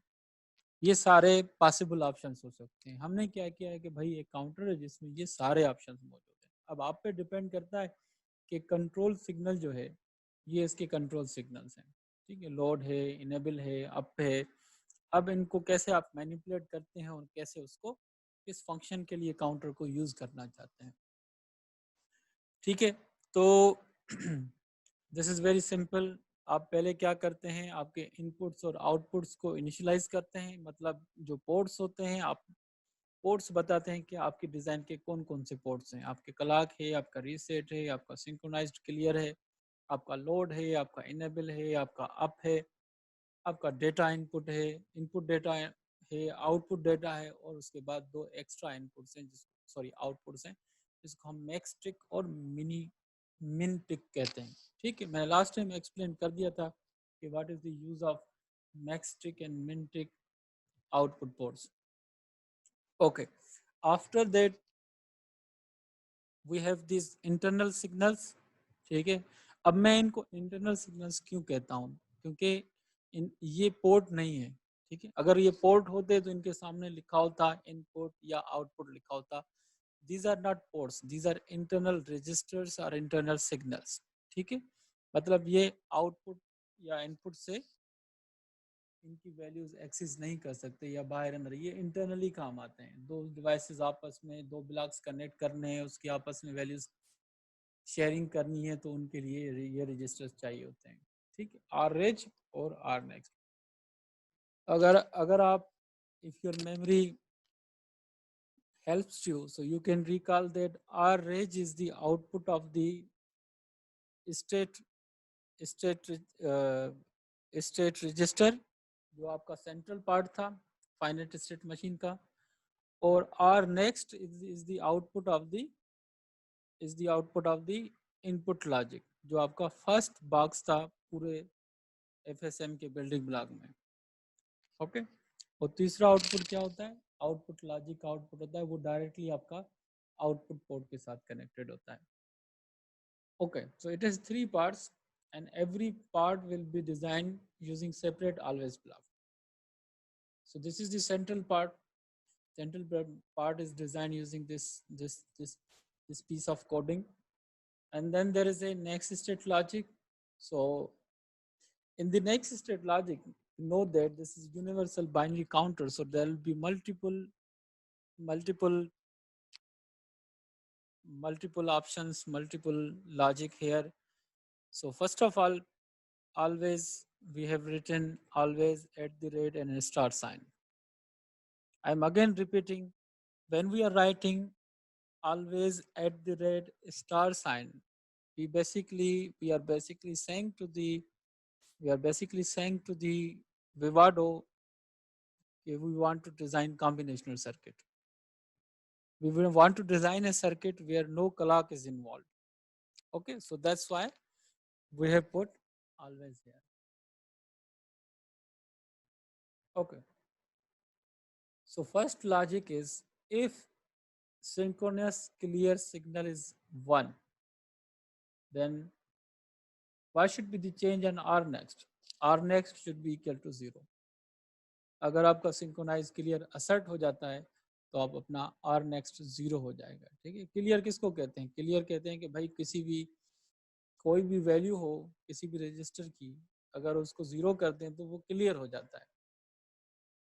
ठीक है, अच्छा सेकंड ऑप्शन, सेकंड लॉजिक क्या है?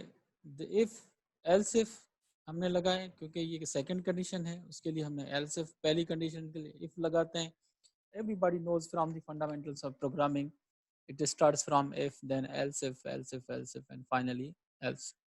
So second else if test is if there is a load asserted, load signal is asserted, then perform the loading operation. So what is the loading operation? Loading operation says that all the D input values, data input values will be assigned to the R next. अगर वो 3 bit का है तो 3 bit value इसको apply हो जाएगी। अगर वो 4 बिट का है तो वो 4 बिट वैल्यू, 4 बिट की 4 बिट सारी इसको असाइन हो जाएंगी, तो ये वैल्यू लोड हो जाएगी। ठीक है, and then there is a third option, if there is a enable and if there is a up. मतलब if both conditions are met, enable is asserted, up is also asserted, then what will happen? Then up counting will happen. ठीक है, जो current state होगी, ये current state है, ये next state है। ठीक है, करंट स्टेट में एक ऐड होता जाएगा और आपकी नेक्स्ट स्टेट इंक्रीमेंट होती जाएगी। अगर 0 है करंट स्टेट तो 1 ऐड होगा, तो नेक्स्ट स्टेट आपकी 1 बन जाएगी। अब जब नेक्स्ट स्टेट 1 बन जाएगी तो करंट स्टेट भी चेंज हो जाएगी, 1 हो जाएगी। नेक्स्ट क्लॉक पे फिर 1 + 1 यहाँ पे 2 आ जाएगा। ठीक है, सो this is how the counter will work.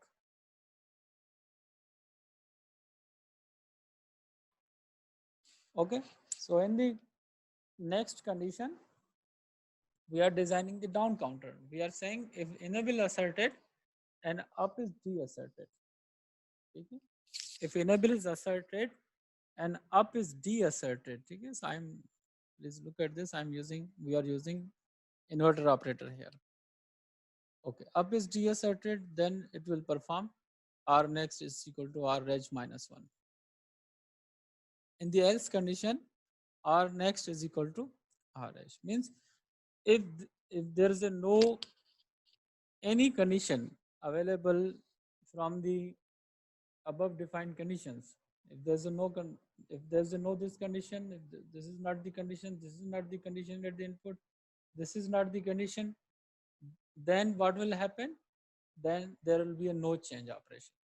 There will be no operation or there will be no change. All the values will remain same. R reg will be equal to R next. Okay, so this is how next state logic is created. And finally output logic. In the output logic we say that R reg will be assigned to Q. मतलब जो current state की जो value होगी वो output port को assign हो जाएगी। ठीक है, output को हम कोई भी ऑपरेशन नहीं करना चाहते, क्योंकि हम आउटपुट डायरेक्टली भेजना चाहते हैं। करंट स्टेट का आउटपुट जो है, करंट स्टेट की जो वैल्यूज हैं वो भेजना चाहते हैं आउटपुट पोर्ट को, कोई भी चेंजिंग नहीं करना चाहते। ठीक है, ये हमारे एक्स्ट्रा सिग्नल्स हैं। हम चाहते हैं कि भाई अगर काउंटर अपनी मैक्सिमम पॉइंट पे पहुंच जाए तो मैक्स टिक अलर्ट कर दे, और अगर मिनिमम पॉइंट पे पहुंच जाए तो मिन टिक हमें अलर्ट कर दे। कैसे अलर्ट करेगा? 1 भेज के अलर्ट कर देगा। Okay, so this is the universal binary counter. उसके बाद हमने देखा कि भाई there is a mode M counter. अब मोड एम काउंटर क्या होता है? मॉड एम काउंटर ये होता है कि आप मतलब कोई भी काउंटर बना सकते हैं इससे ना। मॉड 7 भी बना सकते हैं, मॉड 6 भी बना सकते हैं, मॉड 12 भी बना सकते हैं, जो भी बनाना चाहे कि कोई भी रैंडम नंबर तक काउंटिंग करना चाहते हैं। अगर वैसे हम 3 बिट 4 बिट काउंटिंग कराते हैं तो हमारे पास आउटपुट की जो काउंटिंग की जो वैल्यूज होती हैं वो उस पर डिपेंड करती हैं कि कितने बिट का काउंटर बना रहे हैं। अगर हम 3 बिट का काउंटर बनाते हैं तो वो 0 से लेकर 7 तक जाती हैं वैल्यूज। अगर 4 बिट का बना रहे हैं तो वो 0 से लेकर 15 तक वैल्यूज जाती हैं। So it depends upon the number of bits in the counter. So here we can truncate our counter to our any value. It can be 12, it can be 13. Okay, so how to design mod M counter? This is the same logic as we used, but this is less complex than the previous counter.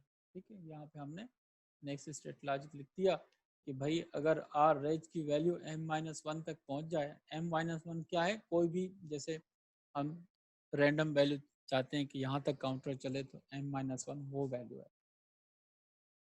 अगर वो वहाँ तक पहुँच जाएगा तो फिर वो reset हो जाएगा, मतलब वो 0 से स्टार्ट हो जाएगा। अगर वो अभी तक नहीं पहुँचा तो फिर वो काउंटर चलता रहेगा। तो ये इसका सिंपलेस्ट नेक्स्ट स्टेट लॉजिक है, और ये इसका आउटपुट लॉजिक है, वो जो पहले हम यूज करते आ रहे थे वही लॉजिक है। This is very very simple. ठीक है, अब व्हाट इज दी, अब आते हैं उस चीज पे जो आज के लेक्चर की हाईलाइट है। ठीक है, ये तो हो गया प्रीव्यू, हमने समझा कि भाई ये कैसे होता है, ये कैसे होता है। ठीक है, अब आते हैं आज की क्लास के हाईलाइट पे। आज की क्लास का हाईलाइट ये है कि भाई आप सीक्वेंशियल सर्किट के लिए जब टेस्ट बेंच बनाते हैं तो उसका एक टेम्पलेट है जो इस बुक में गिवन है। आप कैसे भी डिज़ाइन कर सकते हैं, हर कोई अपनी मर्जी से डिज़ाइन करता है, मगर एक बुक में एक अच्छा सा टेम्पलेट अवेलेबल है, उस टेम्पलेट को आप यूज़ करके सॉरी, उसको यूज़ करके आप बना सकते हैं अच्छे, आप सीक्वेंशियल सर्किट्स की टेस्ट बेंच बना सकते हैं उसको मॉडिफाई करके। ठीक है, ये टेम्पलेट है और ये यूनिवर्सल बाइनरी काउंटर की टेस्ट बेंच है। इसको अगर समझ सकते हैं तो हम किसी भी सीक्वेंशियल सर्किट की टेस्ट बेंच, किसी बेसिक सीक्वेंशियल सर्किट की टेस्ट बेंच बना सकते हैं। ठीक है, अब हमें पता है कि भाई यूनिवर्सल बाइनरी काउंटर क्या करता है। आपके पास यूनिवर्सल बाइनरी काउंटर में सिंक्रोनस क्लियर भी है, आपके पास अप काउंटिंग भी है, डाउन काउंटिंग भी है, नो ऑपरेशन भी है, उसमें इनेबल डिसेबल का भी ऑप्शन मौजूद है, ये सारे ऑप्शन मौजूद हैं। ठीक है, अच्छा, अब हम जब टेस्ट बेंच डिज़ाइन करते हैं तो उसमें पहली लाइन होती है, वो हमें ये कहती है कि भाई आप जो टेस्ट सिमुलेशन चला रहे हो उस सिमुलेशन में जो टाइम होगा उसका यूनिट क्या है।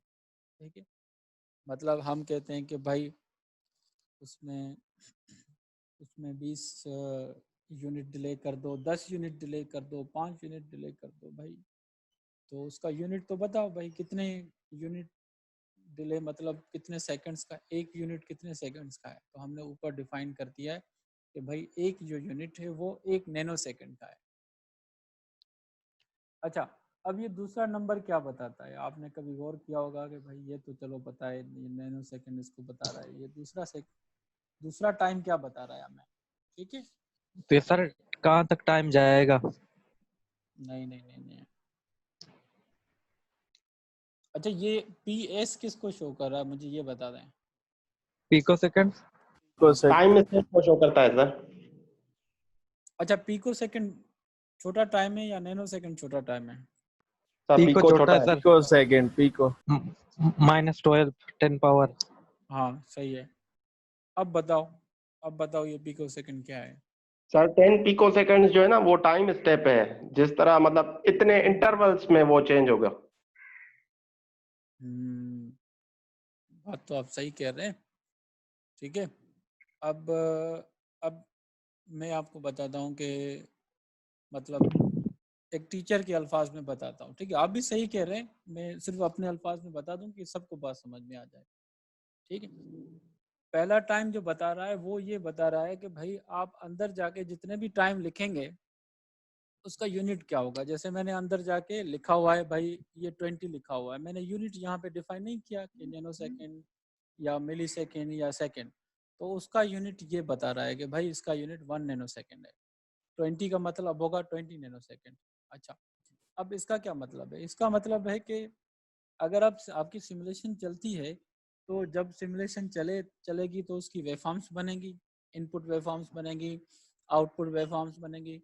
तो जब आपकी वेवफॉर्म्स बनती हैं तो उसकी कोई ना कोई सैम्पलिंग होती है। ठीक है, जब आप वेवफॉर्म्स ड्रा करते हैं तो कितने टाइम स्टेप के बाद आप वैल्यूज एस्टिमेट करना चाहते हैं और शो करना चाहते हैं सिमुलेशन डायग्राम पे। तो ये 10 पिको सेकेंड उसका स्टेप है कि भाई हर 10 पिकोसेकंड के बाद सिमुलेटर आपको वैल्यू बताएगा कि वैल्यू चेंज हुई है, क्या वैल्यू है, उसकी क्या वैल्यू है। तो आप ये 10 पिकोसेकंड का स्टेप इस पे जब वैल्यूज लेते हैं तो आपको ये फाइनल में पूरा ग्राफ नजर आता है, कलाक का ग्राफ होता है, कोई भी ग्राफ हो वो आपको ग्राफ नजर आता है। तो उसकी जो सैम्पलिंग होती है वो सैम्पलिंग 10 पिकोसेकंड्स पे हो गई। ठीक है,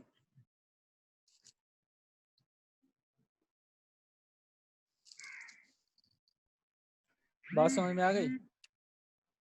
जी सर। सर समझ में नहीं आई सर, तो थोड़ा हाँ, तो पहला तो टाइम समझ में आ गया कि पहला टाइम क्या कह रहा है। या सर पहला वाला समझ में आया सर, ये दूसरे पिको सेकंड का सर ये थोड़ा सा समझाए। अच्छा, आपने डीएसपी पढ़ी होगी, सिग्नल सिस्टम भी पढ़ा होगा, ठीक है। थोड़ा सा पीछे जाते हैं, ठीक है। सिग्नल सिस्टम पे या उसमें आपने एनालॉग सिग्नल पढ़ा होगा, आपने डिस्क्रीट टाइम सिग्नल पढ़ा होगा, कंटिन्यूस टाइम सिग्नल पढ़ा होगा, ठीक है। Yes sir. हम कहते हैं कि भाई आपका जो सिग्नल कंप्यूटर पे नज़र आ रहा होता है वो बेसिकली कंटिन्यूस नहीं होता। हकीकत में वो बेसिकली डिस्क्रीट सिग्नल होता है। फिर हम पॉइंट्स को आपस में मिला के हमने उसको कंटिन्यूस बनाया होता है, दिखाने के लिए, शो कराने के लिए, राइट सर। ठीक है। क्योंकि दुनिया में अभी तक हमने ऐसा कोई डिवाइस ही नहीं बनाया कि वो आपको कंटिन्यूस सैम्पलिंग की वैल्यूज दे, ठीक है। दुनिया में ऐसा कोई एडीसी नहीं बना, ठीक है। अब मैं सही सही बिल्कुल सर। लफ्ज़ इस्तेमाल है। ऐसा कोई एडीसी नहीं है जिसकी जिसकी सैम्पलिंग फ्रीक्वेंसी इन्फिनिट हो, ठीक है।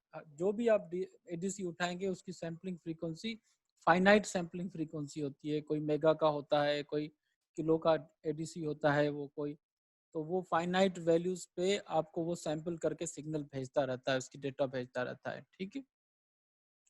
तो वो जो सैम्पलिंग फ्रीक्वेंसी एडीसी की होती है वो उसका अगर उल्टा कर दें तो वो क्या मिलता है, उसका सैम्पलिंग पीरियड मिल जाता है, यस सर। ठीक सैंपलिंग है। पीरियड। अब ये इसका सैम्पलिंग पीरियड है। जो आपको ग्राफ नजर आएंगे फाइनल में, तो उसका जो सैम्पलिंग पीरियड होगा वो ये होगा, ठीक है। अच्छा अच्छा ठीक है सर, समझ हाँ, में आया। कि ग्राफ अगर आप ग्राफ शो करते हैं तो आप कितने सैंपल लेके उसको ग्राफ बनाना चाह रहे हैं, तो ये उसका सैम्पलिंग पीरियड है, ठीक है। ये कला सही है सर, सही है। हाँ, ये एडीसी का या सिमुलेटर का सैम्पलिंग पीरियड समझ लें। ये वो सर जो सिमुलेशन में जो नजर आती है ना सर, वो उसी की बात कर रहे हैं। एग्जैक्टली एग्जैक्टली, ठीक है सर। ठीक है। क्योंकि डिजिटल सिस्टम्स में कंटिन्यूस सिग्नल एग्जिस्ट ही नहीं कर सकता, बिल्कुल इम्पॉसिबल सही है, है ठीक सर। है। उसमें हमेशा डिस्क्रीट टाइम सिग्नल एग्जिस्ट करता है, मगर हम उसको उसको इंटरपोलेट करके उसको लाइंस पॉइंट्स को और डॉट्स को आपस में मिला के हम उसको कंटिन्यूस कर देते हैं। अच्छा, आगे चलते हैं। भाई हमने लिखा कि हम बाइनरी काउंटर की टीबी बना रहे हैं, टेस्ट बेंच बना रहे हैं, चलो ठीक है। उसके बाद हमने लिखा कि भाई हम एक पैरामीटर उठा रहे हैं। मैंने लास्ट टाइम भी कहा था कि parameter is like a constant. तो आप लोकल पैरामीटर यूज़ करें या डायरेक्ट पैरामीटर यूज़ करें, एक ही बात है। दोनों कंस्ट्रक्ट हैं और दोनों तकरीबन ऑलमोस्ट एक ही काम करते हैं, ठीक है। हमने एक कांस्टेंट उठाया t इज इक्वल 20, क्यों? क्योंकि हम चाहते हैं कि हमारी जो कलाक हो उसका जो पीरियड होना चाहिए वो 20 नैनो सेकेंड होना चाहिए। तो जब 20 नैनो सेकेंड होगा तो कलाक बन जाएगी 50 मेगाहर्ट्ज की, ठीक है। उसके बाद हमने एक ये सिग्नल इंट्रोड्यूस करा है। ये सिग्नल के लिए ये सिग्नल है, ये सिग्नल है, ये सारे सिग्नल आपको पता है। जो इनपुट्स होते हैं वो रेज हो जाते हैं टेस्ट बेंच में, और जो आउटपुट्स होते हैं उनको हम एज ए वायर लिख देते हैं, ठीक है। अब हम डिज़ाइन कितनी बना रहे हैं? अभी हम डिज़ाइन बना रहे हैं 3 बिट की, ठीक है। 0 से लेकर 2 तक ये एक 3 बिट की डिज़ाइन है, ठीक है। तो हमने यहाँ पे क्या मेंशन कर दिया? 3 मेंशन कर दिया है, ठीक है। ये हमने क्या किया है? ये हमने इंस्टेंसिएशन कर दिया है, ठीक है। अब मैंने किसी ज़माने में आपको किसी क्लास में बताया था कि भाई इंस्टेंसिएशन के 2 तरीके होते हैं। एक इंस्टेंसिएशन बाय नेम होती है और दूसरी इंस्टेंसिएशन बाय ऑर्डर होती है, ठीक है। अब ऑर्डर। ये हाँ, अब ये कौन सा किस्म है? ये इंस्टेंसिएशन बाय नेम है या इंस्टेंसिएशन बाय ऑर्डर है? ये सर बाय नेम है। हाँ, वेरी गुड वेरी गुड। ये बाय नेम है। अगर हम ब्रैकेट के अंदर ये वाला पोर्शन इग्नोर कर दें तो ये बाय ऑर्डर हो जाएगी, ठीक है। अच्छा आगे आगे बढ़ते हैं। अच्छा ये हमने n3 क्यों लिखा है, क्योंकि हमने मॉड्यूल जब बनाया था उसमें हमने लिखा था कि पैरामीटर यहाँ पे डिफाइन होगा, मतलब साइज जो होगी बाइनरी काउंटर की वो यहाँ पे, तो यहाँ पे हमने ये नंबर दे के उसको बता दिया कि भाई इतनी साइज का हम बनाना चाहते हैं, हम 3 साइज का बनाना चाहते हैं, 3 बिट का बनाना चाहते हैं, ठीक है। अच्छा UUT का क्या मतलब है? UUT का मतलब होता है यूनिट अंडर टेस्ट, ठीक है। किस यूनिट, जिस यूनिट को हम टेस्ट कर रहे हैं, किसको टेस्ट कर रहे हैं? यूनिवर्सल बाइनरी काउंटर को टेस्ट कर रहे हैं, तो उसको हमने लिख दिया है कि भाई यूनिट अंडर टेस्ट, उसको इंस्टेंशिएट करके उसको टेस्ट कराना चाहते हैं यहाँ पे, ठीक है। तो उसको UUT भी कहते हैं, उसको DUT भी कहते हैं, डिजाइन अंडर टेस्ट भी कहते हैं। अच्छा आगे बढ़ते हैं। पहले आपको पता है कि पहले हमने कलाक डिज़ाइन करनी होती है। पहले हमने देखा कि एग्जांपल में हमने एक तरीका यूज़ किया था कलाक डिज़ाइन करने का। उसमें हम क्या करते थे कि इनिशियल कलाक इज इक्वल टू 0 करते थे और उसके बाद कलाक की जो वैल्यूज थी उसको टॉगल करवाते थे और उसमें डिले दे देते थे कि इतने डिले के बाद वो टॉगल हो, तो उससे कलाक बन जाती थी। इसमें एक दूसरा मेथड, अल्टरनेटिव मेथड यूज़ किया गया है। उसमें ये कहा गया है कि भाई कलाक की वैल्यू 1 कर दो, उसके बाद इतना डिले दे दो, उसके बाद कलाक की वैल्यू 0 कर दो और उसके बाद हाफ पीरियड डिले दे दो, ठीक है। t इज इक्वल 20 है तो t/2 हो जाएगा 10, तो ये उसका हाफ पीरियड हो जाएगा, ठीक है। आपको भी पता है कि भाई ऑलवेज ब्लॉक के अंदर जो भी चीज़ होती है वो कंटिन्यूसली या किसको कहें कि फॉरएवर चलती रहती है, ठीक है। जब तक उसको हाल्ट ना कर दें, जब उसको फिनिश ना कर दें, स्टॉप ना कर दें, ये चलती रहेगी, ठीक है। तो ये जब ये एक्टिविटी, ये 4 लाइंस की एक्टिविटी रिपीटेडली चलती रहेगी तो क्या बनता जाएगा? एक क्लॉक बनती जाएगी। 1 आधे पीरियड के लिए 1, आधे पीरियड के लिए 0, फिर आधे पीरियड के लिए 1, फिर आधे पीरियड के लिए 0। तो ये क्या बन जाएगी? एक स्क्वायर वेव बन जाएगी। तो स्क्वायर वेव और क्लॉक एक ही चीज़ है, ठीक है।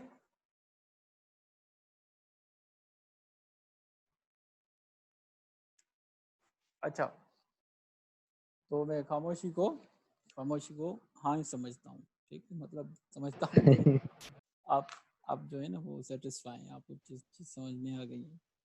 अच्छा भाई आगे बढ़ते हैं। आगे ये कहता है कि भाई आपने क्लॉक डिज़ाइन कर दी, अब आपको क्या करना है? अब आप एक ना रीसेट सिग्नल बनाएं और टेस्ट करें कि रीसेट काम कर रहा है या नहीं कर रहा, ठीक है। बनाते हैं भाई। इनिशियल उठाया, ठीक है, क्योंकि हमने सिंगल टाइम एक्टिविटी डिज़ाइन करनी है तो हमने ऑलवेज ब्लॉक यूज़ नहीं किया। तो इनिशियल लिखा, इनिशियल में हमने लिखा कि भाई पहले रीसेट को असर्ट कर दो, ठीक है। मतलब रीसेट असर्ट कर दे तो क्या होता है? सिस्टम सारा रीसेट हो जाता है, ठीक है। उसके बाद हाफ पीरियड के लिए डिले करो और उसके बाद रीसेट को रीअसर्ट कर दो। तो रीसेट कितने ड्यूरेशन के लिए असर्ट रहा? Reset for first half cycle, ठीक है। अब ये चीज़ जहन में रख लें कि ये जो रीसेट इन्होंने असर्ट किया है ये हमेशा होता क्या है कि जो स्टैंडर्ड, ये इन्होंने बड़ा एक स्टैंडर्ड टेम्पलेट बनाया है जो इंडस्ट्री में यूज़ होता है। इंडस्ट्री में ये यूज़ होता है कि आप जो भी डिज़ाइन टेस्ट करते हैं तो उसको पहला जो सिग्नल देते हैं वो कला के बाद जो पहला सिग्नल देते हैं वो रीसेट का सिग्नल देते हैं, ठीक है, कि वो सारा सिस्टम रीसेट हो जाए और उसके बाद बाकी चीज़ें उसकी टेस्ट करते हैं। तो इन्होंने क्या किया? इन्होंने एक रीसेट सिग्नल दे के और उसको रीसेट कर दिया सिस्टम को और उसके बाद दूसरे सिग्नल चेक करते हैं, ठीक है। अब एक मरतबा रीसेट सिग्नल चेक कर दिया, ठीक है। अच्छा अब आते हैं हम दूसरे सिग्नल्स पर, ठीक है। अब हमने दूसरा इनिशियल ब्लॉक उठाया, बिगिन लिखा, एंड लिखा, व्हाटएवर, ठीक है। अब कहते हैं कि भाई सिंक्रोनाइज क्लियर चेक करते हैं, ठीक है। तो नहीं, सिंक्रोनाइज क्लियर चेक नहीं करते, हम इनिशियल इनपुट्स लिखते हैं, ठीक है भाई। इनिशियली हम कहते हैं कि सिंक्रोनाइज क्लियर 0 है, लोड भी 0 है, इनेबल भी 0 है, अप 1 है। इसका मतलब है कि ना सिंक्रोनाइज क्लियर असर्टेड है, ना लोड असर्टेड है, ना इनेबल असर्टेड है, कुछ कोई भी चीज़ असर्टेड नहीं है, मतलब काम नहीं करेगा। डी की वैल्यू, इनपुट की वैल्यू हमने 0 कर दी है। अब हम 1 रखें या 0 रखें उससे कोई फ़र्क नहीं पड़ता है, क्योंकि हमारा इनेबल एक्टिवेटेड नहीं है। ठीक है, तो ये क्या है, ये इनिशियल वैल्यूज़ हैं। ठीक है, अब क्या करते हैं हम, अब हम ये करते हैं कि भाई हमारा जो रीसेट है उस रीसेट को डी असर्ट कर दो। ठीक है, तो रीसेट को हमने क्या कर दिया, wait reset to deassert. ठीक है, तो नेगेटिव एज, जब तक रीसेट की नेगेटिव एज नहीं आ जाती तब तक वेट करो। ठीक है, इस लाइन को थोड़ा सा हमने फोकस करना है। This is very very important line, ये आगे जाके बहुत ज़्यादा यूज़ होगी। ठीक है, अब ये कहता है कि जब तक रीसेट की नेगेटिव एज नहीं आ जाती तब तक हमने आगे नहीं बढ़ना। ठीक है, तो ये क्या करेगा, ये कंटिन्यूसली रीसेट सिग्नल को देखता रहेगा, और जैसे ही रीसेट सिग्नल लो होगी, मतलब उसकी नेगेटिव एज आएगी, तो फिर ये क्या करेगा, फिर ये आगे बढ़ेगा।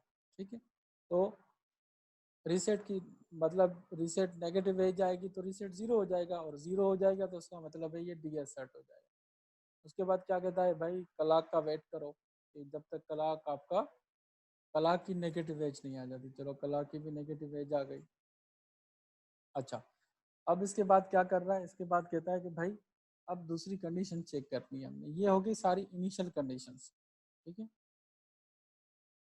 अब हम कहते हैं कि भाई लोड वाला ऑप्शन चेक करो। लोड वाला ऑप्शन क्या कहता है, हमने लोड इनेबल कर दिया और एक डेटा दे दी, सैम्पल डेटा 011। ठीक है, 011 दे दी, और हमने कहा कि भाई वेट करो, जैसे ही नेगेटिव एज आती है तो वेट करो नेगेटिव एज के लिए। तो हमने 1 क्लॉक के लिए हमने वेट किया।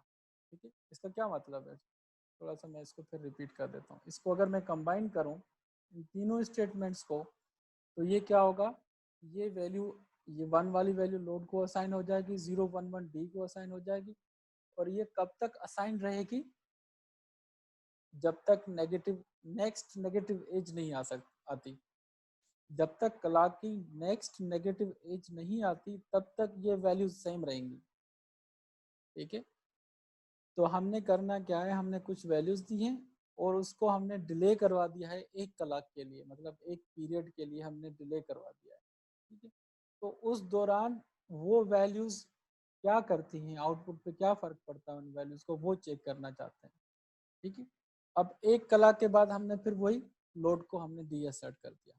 ठीक है, तो हम एक साइकिल के लिए हम सिर्फ चेक करना चाहते हैं कि भाई हमने लोड को 1 किया और डी को 011 कर दिया, कि तो वो वैल्यूज लोड होती हैं या नहीं होती हैं, सिर्फ वो चेक करना था। और उसके बाद हमने लोड को 0 कर दिया। ठीक है, उसके बाद हमने कहा कि भाई इसमें डिले दे दो, दो क्लॉक्स का डिले दे दो। ठीक है, इसमें क्या कर दिया, हम कहते हैं कि इसमें 2 चीज़ें हैं। एक चीज़ जो इसमें नई चीज़ ये है, ये तो आपने समझ लिया कि इसका क्या मतलब है। इसका मतलब है कि 1 क्लॉक का डिले दे दो। ठीक है, अगर उसके आगे हमने रिपीट 2 लिख दिया तो ये 2 क्लॉक्स का डिले बन जाएगा। ठीक है, अब आपके पास कैपेबिलिटी क्या आ रही है, आके आप मल्टीपल क्लॉक्स का डिले दे सकते हैं। ठीक, अच्छा, आगे जो चीज़ें हैं उसमें 1-2 चीज़ नई चीज़ें, बाकी सेम चीज़ें रिपीट हो रही हैं। ठीक है, अब इस मैं आपको थोड़ा सा पास्ट में लेके जाऊंगा और कॉन्टेक्स्ट में समझाऊंगा कि भाई इस चीज़ में और पहले जो हम टेस्ट में डिज़ाइन करते थे उसमें फ़र्क क्या है, उसका क्या फ़ायदा था और इसका क्या फ़ायदा है। ठीक, जब आप मैं पूरा आपको कॉन्टेक्स्ट दूंगा तो फिर आपको समझ में आ जाएगा, अच्छा ये रिपीट टू क्या क्या कितनी बड़ी बला है, या नेगेटिव एज क्लॉक ये कौन सी नई चीज़ हमारे जहन में आ गई है, और ये हमें क्यों समझ में नहीं आ रही है, कब यूज़ करनी है, कैसे यूज़ करनी है, क्यों यूज़ करनी है, किस सिचुएशन में यूज़ करनी है। तो वो पूरा कॉन्टेक्स्ट आपको समझ में आ जाएगा। ठीक है, अच्छा, जब हम बात करते हैं टेस्ट बेंच की, ठीक है, टेस्ट बेंच में बेसिक होता क्या है, टेस्ट बेंच किस चीज़ को कहते हैं, टेस्ट बेंच कहते हैं कि भाई हम कुछ इमेजिनरी इनपुट सिग्नल्स जनरेट करते हैं। अच्छा, मैं बिल्कुल सिंपल तरीके से समझाता हूँ, हार्डवेयर के सेंस में समझाता हूँ। ठीक है, आप लैब में काम कर रहे हैं, टीचर ने आपको कहा है कि भाई एक छोटा सा हार्डवेयर है और ये बना कर लाओ। मिसाल के तौर पर टीचर ने आपको कहा है कि भाई मुझे वोल्टेज डिवाइडर डिज़ाइन करके दिखाओ। ठीक है, वोल्टेज डिवाइडर सर्किट डिज़ाइन करके दिखाओ। ठीक है, चलो ठीक है, आप डिज़ाइन करके ले आए, ब्रेड बोर्ड पर लेकर आए, सर ये हमने रजिस्टर लगाए और ये वोल्टेज डिवाइडर। अब जब टीचर उसको टेस्ट करेगा या टीचर आपको कहता है कि भाई मुझे ये चेक करके वेरीफाई करो कि ये काम कर रहा है, तो आप क्या करते हैं? पहला काम क्या करते हैं? पहला आपको ये काम करते हैं कि उसको इनपुट्स देते हैं। ठीक है, इनपुट्स दे के उसके आउटपुट चेक करते हैं कि भाई इस रजिस्टर पे कितना ड्रॉप हो रहा है, इस रजिस्टर पे कितना ड्रॉप हो रहा है, इस रजिस्टर पे। फिर टोटल करते हैं कि total voltage divided voltage is equal to supplied voltage आ जाता है, तो आप कहते हैं भाई ये तो हमारा वोल्टेज डिवाइडर सही काम कर रहा है।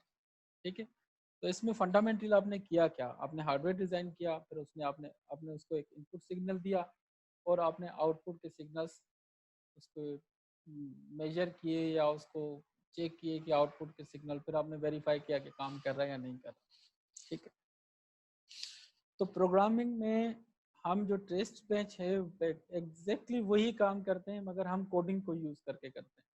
ठीक है, अच्छा ये इसमें ये है कि टेस्ट बेंच का जो कॉन्सेप्ट है पहले किसी लैंग्वेज में आपने नहीं पढ़ा होगा। आपने ना मैटलैब में पढ़ा होगा, ना आपने C++ में पढ़ा होगा, ना जावा में पढ़ा होगा, ना सी में पढ़ा होगा। ठीक है, अब वो इसलिए नहीं पढ़ा होगा कि उसका रीज़न है, उसका रीज़न ये है कि वहाँ पे आप हार्डवेयर डिज़ाइन नहीं करते, यहाँ पे आप हार्डवेयर डिज़ाइन कर रहे हैं। ठीक है, तो जब आप हार्डवेयर डिज़ाइन करते हैं तो उस हार्डवेयर को चेक भी करना होता है। तो अगर हार्डवेयर आप रिवार्डो पे डिज़ाइन कर रहे हैं तो रिवार्डो आपको एक कैपेबिलिटी देता है वेरिला कि आप उस हार्डवेयर को प्रोग्रामिंग पे ही चेक करें बिफोर गोइंग इनटू हार्डवेयर। आप यहीं पे चेक करें, फिर आप हार्डवेयर में जाएं, फिर वहाँ पे चेक करें अलग से। ठीक है, ये कॉन्टेक्स्ट समझ में आ गया। अब आते हैं रिसेंट पास्ट पे।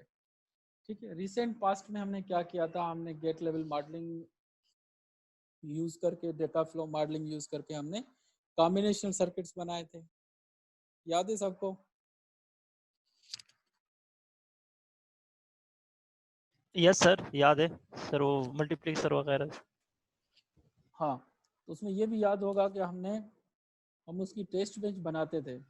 तो उसकी टेस्ट बेंच सिंपल बनाते थे, इनिशियल यूज़ करते थे, बिगिन एंड यूज़ करते थे, और उसमें सिग्नल्स के डिफरेंट कॉम्बिनेशन इनपुट के बनाते थे और उनके बीच में डिले दे देते थे कि भाई 10 का डिले ये कॉम्बिनेशन, फिर 10 का डिले फिर ये कॉम्बिनेशन। ठीक है, ये भी याद है आपको?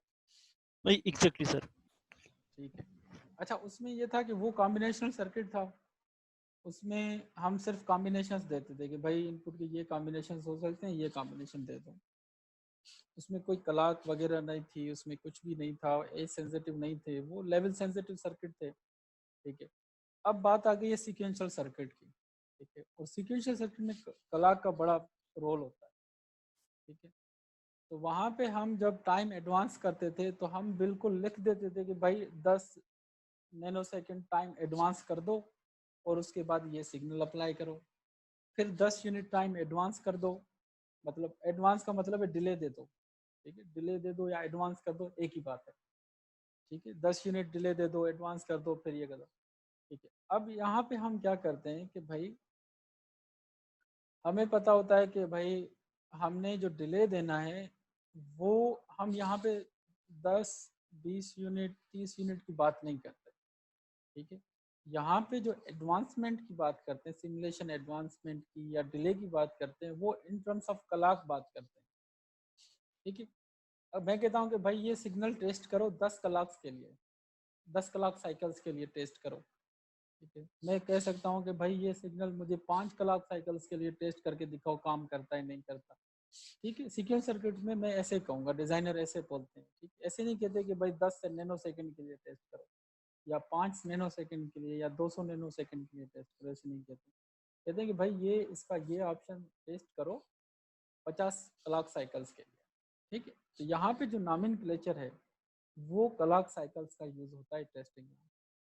ठीक है, जब नॉमेनक्लेचर ही क्लॉक साइकिल का हो गया तो 10-20 की तो बात ही खत्म हो गई। ठीक है, अब हम कौन सी बात करेंगे? जब डिले की बात आएगी तो हम कहेंगे कि भाई इतने क्लॉक साइकिल्स का डिले दो।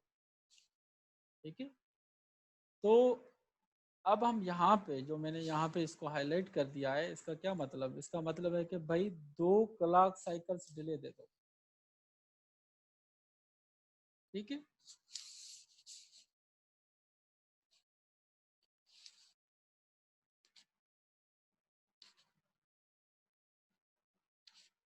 हेलो, यस सर, क्लियर है सर। यस सर अब सही है। हाँ, अब बात समझ में आ जाएगी कि हम काम वही कर रहे हैं, वहाँ पे हम यूनिट्स में बात कर रहे थे, यहाँ पे हम साइकिल्स में बात कर रहे हैं, बिल्कुल सर, समझ में क्लियर आ गया ठीक सर। है। तो यहाँ पे हमने कहा कि भाई 1 साइकिल डिले करो, और यहाँ पे हमने कहा कि 2 साइकिल डिले करो। आगे हो सकता है हम 10 साइकिल डिले कराएं, 20 साइकिल डिले कराएं, डिपेंड करता है, ठीक है। अब मैं आता हूँ, ये चीज़ आपको समझ में आ गई, कोई बड़ी बात नहीं है, वही काम कर रहे हैं, सिर्फ हमने cycle sir sir cycle sir एक टाइम और क्वेश्चन है बढ़ाया। सर। सर जो हमने नेगेटिव एज यहाँ पर बताया है, अगर हम पॉजिटिव एज बताए तब भी काम करेगा? बहुत अच्छा क्वेश्चन किया है, ठीक है। मैं इसको इसलिए डिस्कस नहीं कर रहा था कि मैंने कहा मैं एक डिटेल वाली चीज़ एक्सप्लेन कर चुका हूँ, उसके ऊपर दूसरी डिटेल वाली चीज़ एक्सप्लेन ना करूँ। आपने क्वेश्चन कर दिया तो फिर मैं आपको समझा देता हूँ, ठीक है। Thank you sir. हाँ, तो जब आप क्या करते हैं, जब आप थोड़ा सा बोर्ड यूज़ करूँगा, ठीक है। तो बोर्ड कहाँ पर आता है, बोर्ड बोर्ड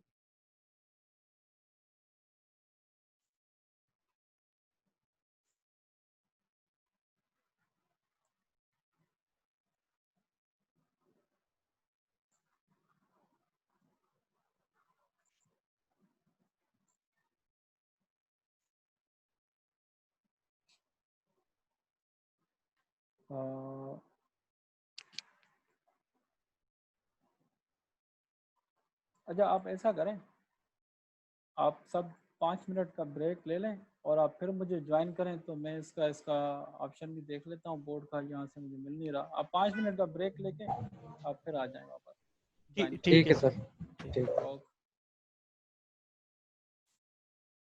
ठीक है।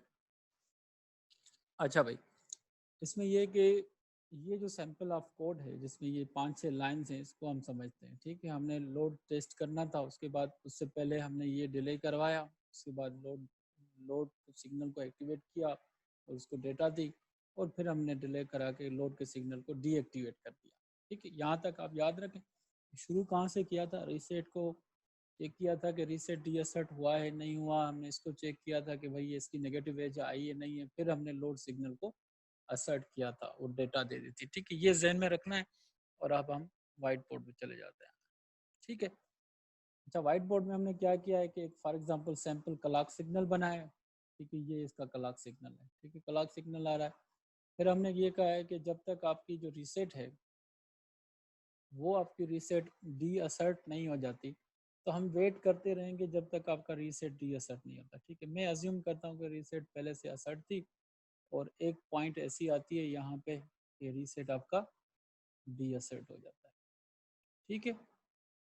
तो सिमुलेशन क्या करेगी, यहाँ तक वेट करती रहेगी जब तक आपकी ये नेगेटिव नहीं होती या डी असर्ट नहीं होती, ठीक है। उसके बाद हमने ये कहा कि एक और डिले दे दो, ठीक है। एक और डिले एक और डिले नहीं कहा हमने हमने कहा है कि भाई नेगेटिव एज देखो कि नेक्स्ट नेगेटिव एज कब आती है, इसके बाद नेक्स्ट नेगेटिव एज कब आती है, यहाँ पे आई है, ठीक है। सॉरी, नेक्स्ट नेगेटिव एज कहाँ पे आई है, यहाँ पे आई है, ठीक है। तो ये यहाँ पे नेक्स्ट नेगेटिव एज आ जाती है यहाँ पे, ठीक है। तो उसके बाद इसने क्या कहा है, इसके कहा ने भाई जो लोड सिग्नल है उस लोड सिग्नल को 1 कर दो, ठीक है। लोड सिग्नल को क्या कर दो, पहले लोड सिग्नल की जो भी वैल्यू हो, अज्यूम कर लो डोंट केयर कंडीशन है, अज्यूम कर लो 0 कंडीशन है, 1 कंडीशन है, जो भी कंडीशन है अज्यूम करें, हम नहीं जानते उससे पहले क्या कंडीशन थी इसकी, क्या वैल्यू थी। मगर जैसे ही यहाँ पर पहुँचेगी लोड लोड क्या हो जाएगी, 1 हो जाएगी, ठीक है।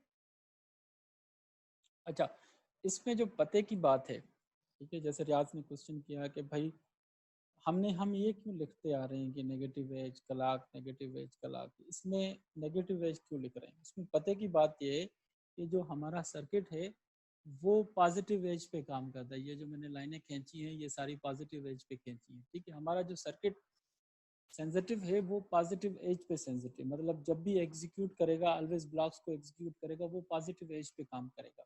ठीक है, तो जिस सिग्नल को हम टेस्ट करना चाहते हैं तो उस सिग्नल को हम कम से कम हाफ साइकिल के लिए पहले दे देते हैं। ठीक है, ये हाफ साइकिल है। फॉर एग्जांपल मैं अगर लोड को चेक कर रहा हूँ तो वो लोड उस पॉजिटिव एज से कम हाफ साइकिल में उसको पहले दे देता हूँ कि उसको वो सिग्नल पहले ही उसके पास अवेलेबल हो, कि जब पॉजिटिव एज आए तो उसकी वैल्यू वो अवेलेबल हो जो हम उसको देना चाहते हैं, तो वो उसको टेस्ट कर सकता है।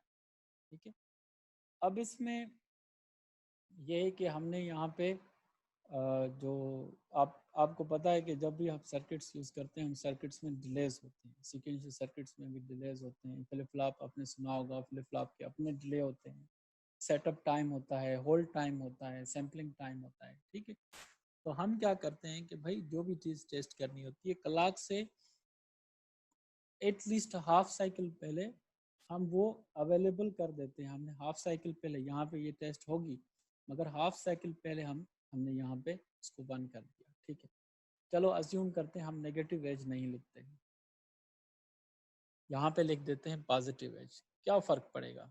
फ़र्क ये पड़ेगा कि ये जो पॉजिटिव होगा तो वो बेसिकली पॉजिटिव हो जाए, नेक्स्ट पॉजिटिव एज पे पॉजिटिव हो जाएगा, यहाँ पे आके पॉजिटिव। ठीक है, तो यहाँ पे उसी टाइम पे वो पॉजिटिव हो रहा है, उसी टाइम पे पॉजिटिव यहाँ पे ट्रांजिशन हो रही है। तो ये क्या होगा कि डीएसटी में या डीएलडी में कानून ये होता है कि जो भी इनपुट आप टेस्ट करना चाहते हैं तो वो कम से कम पॉजिटिव एज से कुछ टाइम पहले, कम से कम इतना टाइम या जितना, वो डिपेंड करता है सर्किट पे, हर सर्किट पे, तो वो कम से कम इतना टाइम पहले कम से कम अवेलेबल होना चाहिए, या ऐसे कहें कि सर्टेन टाइम्स पहले अवेलेबल होना चाहिए। अगर उसको वो भी उसी वक्त चेंज हो रहा है, क्लॉक भी उसी वक्त चेंज हो रहा है, तो वो सिग्नल उसको कैच नहीं करेगा। ठीक है, तो उस डिले की वजह से वो इस सिस्टम को ऐसे लगेगा कि ये जो सिग्नल है ये बेसिकली यहाँ पे चेंज हुआ है, वहाँ पे चेंज नहीं हुआ। जब सिग्नल सिस्टम ये अज्यूम करेगा ये सिग्नल यहाँ पे चेंज हो जाए तो यहाँ पे टेस्ट ही नहीं होगा, फिर जाके फिर वो अगले पॉजिटिव साइकिल पे चेंज होगा, इस पॉजिटिव साइकिल पे चेंज। इसलिए हम क्या करते हैं कि उसको हाफ साइकिल पहले ही आप कर देते हैं। करेक्ट सर, अभी बिल्कुल सर क्लियरली समझ में आ गया सर। समझ में आ गया? Yes sir, great great. Thank you sir. अब हम स्विच करते हैं वापस। अच्छा, अगर हमारा जो डिज़ाइन है वो अगर नेगेटिव एज पे काम कर रही होती तो यहाँ पे हम पॉजिटिव एज लिख देते। यस सर, बिल्कुल सर, ठीक है, करेक्ट है। ओके। तो ये हमने टेस्ट कर लिया कि हमने क्यों यहाँ पे नेगेटिव लिखा, फिर हमने टेस्ट लोड टेस्ट किया, ये सारा टेस्ट किया। उसके बाद हमने थोड़ा सा डिले दे दिया, कितने साइकिल्स का? 2 साइकिल्स का डिले दे दिया। 2 साइकिल्स के डिले के बाद हमने ये टेस्ट किया, क्या टेस्ट किया? सिंक्रोनाइज क्लियर टेस्ट किया, उसको टेस्ट किया, उसके बाद डिले करके उसके बाद डीएसर्ट कर दिया। ठीक है, उसके बाद हम कहते हैं कि भाई आप काउंटर को टेस्ट करना चाहते हैं, फिर हमने क्या किया? इनेबल 1 कर दिया, अप 1 कर दिया, फिर 10 साइकिल्स का डिले दे दिया, मतलब 10 साइकिल के लिए हम उसको काउंट करते रहेंगे कि वो चेक करेंगे कि वो काम कर रहा है या नहीं काम कर रहा है। ठीक है, फिर हमने क्या कर दिया? आगे चल के हमने उसको इनेबल उसका डीएक्टिवेट कर दिया। ठीक है, उसको मतलब पास कर दिया। जब इसको हम इनेबल इसका डीएक्टिवेट कर देंगे तो वो क्या हो जाएगा? वो पास हो जाएगा। उसके बाद हम क्या करते हैं? फिर हम 2 साइकिल्स के लिए उसको पास ही रखते हैं, उसके बाद फिर इनेबल कर देते हैं। ठीक है, फिर 2 साइकिल के लिए इनेबल रखते हैं। इसका क्या मतलब? इसका मतलब है हमने उसको पहले अप काउंट के लिए चलाया 10 साइकिल्स के लिए, और उसके बाद फिर हमने उसको 2 साइकिल्स के लिए पास कर दिया, और फिर 2 साइकिल्स के लिए आगे चला दिया। ठीक है, हम इसका मतलब है कि हम सारे सिग्नल टेस्ट कर रहे हैं, हम इनेबल भी टेस्ट कर रहे हैं और हम इसका अप सिग्नल भी टेस्ट कर रहे हैं। ठीक है, अब दूसरे सेक्शन में, तीसरे सेक्शन में हम इसका डाउन काउंटर टेस्ट करते हैं। ठीक है, अप को हमने 0 कर दिया तो ये डाउन काउंटर इनेबल हो जाएगा, और फिर 10 साइकिल्स के लिए हमने इसको टेस्ट किया। फिर हम कहते हैं कि भाई जब तक आउटपुट की वैल्यू 2 नहीं हो जाती तब तक ये टेस्ट करता रहे। ठीक है, अब 0 आएगा, 1 आएगा, 2 आएगा, जैसे ही 2 आ जाएगा तो फिर हम कहते हैं कि भाई एक साइकिल का डिले दो और फिर हम क्या कर दो, जो सिग्नल है अप काउंटिंग का जो सिग्नल है वो असर्ट कर दो, डाउन काउंटिंग का डी असर्ट कर दो। ठीक है, एक ही सिग्नल है, अगर इसको हम 1 रखते हैं तो वो अप काउंटिंग करता है, अगर वो 0 रखते हैं तो वो डाउन काउंटिंग करता है। ठीक है, यहाँ पे हमने एज ए डाउन काउंटर इसको टेस्ट किया, फिर जैसे ही वो पीक पे पहुंच गया तो फिर हमने उसको क्या कर दिया, जब वो 2 पे पहुंच गया, ठीक है, तो उसको हमने फिर डिसेबल कर दिया। ठीक है, ये सारे टेस्ट हो गए। उसके बाद हम चेक करते हैं कि भाई आपका मिन टिक है वो जब 1 हो जाए तो वो चेक करो। ठीक है, फिर हमने 1 क्लॉक डिले दिया, हमने कहा कि जैसे ही आपका मिन टिक 1 हो जाए, ठीक है, वेट करो, तब तक वेट करो जब तक आपका मिन टिक 1 नहीं हो जाता। उसके बाद क्या करो, उसके बाद आप डिले दो एक साइकिल का और फिर आपको 0 कर दो, उसके बाद फिर आप डाउन काउंटिंग स्टार्ट कर दो। ठीक है, तो इसमें क्या है, इसमें काम की चीज़ें क्या थी। ठीक है, अभी एक और पार्ट, ये फाइनल पार्ट है, इसमें हमने क्या किया है कि हम यहाँ पे एब्सोल्यूट डिले दे रहे हैं। ये वो डिले है जो हम कॉम्बिनेशनल सर्किट्स में देते थे। ठीक है, जैसे अगर मैं लिख दूँ कि ये साइन और यहाँ पे 80 लिख दूँ, ये बिल्कुल 80, क्योंकि t इज इक्वल 20 है तो 4 टाइम्स 20 इज इक्वल टू 80। तो अगर मैं 80 लिख दूँ तो सिमुलेशन 80 नैनो सेकेंड्स आगे चली जाएगी। ठीक है, 80 नैनो सेकेंड्स के लिए चलती रहेगी, वो जो काम उसने वो कर रही थी डाउन काउंटिंग वो करती रहेगी। ठीक है, और फिर मैंने इनेबल को पास कर दिया, सिस्टम को पास कर दिया, फिर मैंने 80 सेकेंड्स के लिए सिमुलेशन चलाई। ठीक है, तो ये डिफरेंट तरीके हैं उस चीज़ को टेस्ट करने के, और आखिर में मैंने सिमुलेशन को स्टॉप कर दिया। ठीक है, एंड और एंड मॉड्यूल। ठीक है, अब इस सारी टेस्ट पेज में काम की चीज़ें क्या थी। ठीक है, मैं फिर से एक मरतबा रिव्यू करता हूँ इस सारी चीज़ को, काम की चीज़ें क्या थी। एक चीज़ आपने ये समझी कि इसका क्या मतलब है। ठीक है, अब इसको हम क्या कहते हैं। ठीक है, इसको हम कहते हैं सिमुलेशन डायरेक्टिव। ठीक है, इसको हम कहते हैं सिमुलेशन डायरेक्टिव। तो ये सिमुलेशन डायरेक्टिव हमने समझा, और उसके बाद हमने ये देखा कि एक नए तरीके से हमने क्लॉक जनरेट की, ये भी समझ गए हम। ठीक है, उसके बाद हमने देखा कि हम इंस्टेंसिएशन बाय नेम कर सकते हैं, वो भी हमने करी यहाँ पे। ठीक है, उसके बाद हमने ये किया कि भाई इसमें हमने ये किया कि हमने ये नया कंस्ट्रक्ट, सिमुलेशन का कंस्ट्रक्ट समझा। ठीक है, ये चीज़ आप जहन में रखें कि ये सारी चीज़ें ये सिमुलेशन के कंस्ट्रक्ट हैं, ये हार्डवेयर के नहीं हैं। ये हार्डवेयर में ऐसी चीज़ें कभी भी यूज़ नहीं होती, ये सिमुलेशन के कंस्ट्रक्ट्स हैं और सिमुलेशन में ही यूज़ होती हैं। तो हमने लिखा कि भाई एक साइकिल डिले कराना हो तो कैसे कराते हैं, अगर चेक करना हो कि जब तक आपका रीसेट 1 नहीं हो जाता, ठीक है, तो उसको कैसे करना है, उसको ऐसे लिख देंगे तो हो जाएगा। एक नई चीज़ ये थी। अगर साइकिल बढ़ाने हैं तो रिपीट लिख के, उतना नंबर यहाँ पे लिख के उतने साइकिल बढ़ जाएंगे, उतनी साइकिल डिले आ जाएगा या एडवांसमेंट आ जाएगी। ठीक है, आगे चल के हमने ये देखा कि wait is equal to Q, कि मतलब कोई भी वैल्यू आप चेक करना चाहते हैं, आप लिखते हैं कि ये आउटपुट सिग्नल या इंटरनल सिग्नल आपका ये हो जाए, ये नंबर पे आ जाए, फिर जाके आप ये करें। ठीक है, मतलब वेट करें जब तक ये सिग्नल ये नहीं हो जाता, इसकी वैल्यू ये नहीं हो जाती। ठीक है, अब इस चीज़ में और इस चीज़ में फ़र्क क्या है, सिंपल सा फ़र्क है। इसमें हम ये कहते हैं कि जब तक क्लॉक आपकी नेगेटिव एज नहीं हो जाती, इसमें आप कहते हैं कि जब तक क्यू आपकी 2 नहीं हो जाती। ठीक है, इसको हम कहते हैं कि भाई ये लेवल सेंसिटिव डिले है। ठीक है, सॉरी, ये एज सेंसिटिव डिले है और ये लेवल सेंसिटिव डिले है। ठीक है, ये उस सिग्नल की लेवल चेक कर रहा है कि वो जब ये सिग्नल वैल्यू चेंज कर रहा है, उसकी वैल्यू चेक कर रहा है, जब उसकी वैल्यू 2 हो जाएगी तब तक काम हो जाएगा। इसमें हम उसकी एज चेक करेंगे, जब तक उसकी एज नेगेटिव नहीं होती तब तक वो आगे नहीं बढ़ेगी। ठीक है, इसमें भी हम क्या चेक कर रहे हैं, उसकी वैल्यू चेक कर रहे हैं कि जब तक वो 1 नहीं हो जाती हमने सिमुलेशन आगे नहीं बढ़ानी, पास करना है सिमुलेशन को। ठीक है, so these are 2-3 few constructs which are very useful in simulation and test bench generation. यही आप इसी कंस्ट्रक्ट को यूज करके अब कोई भी मीडियम लेवल और कॉम्प्लेक्स हो या low level complex sequential circuit हो उसको टेस्ट कर सकते हैं। ठीक है, so that's the end of the class. and alhamdulillah that's the end of the COVID-19 impacted online classes. So if you have any query, if you have any questions, so you have plenty of time right now.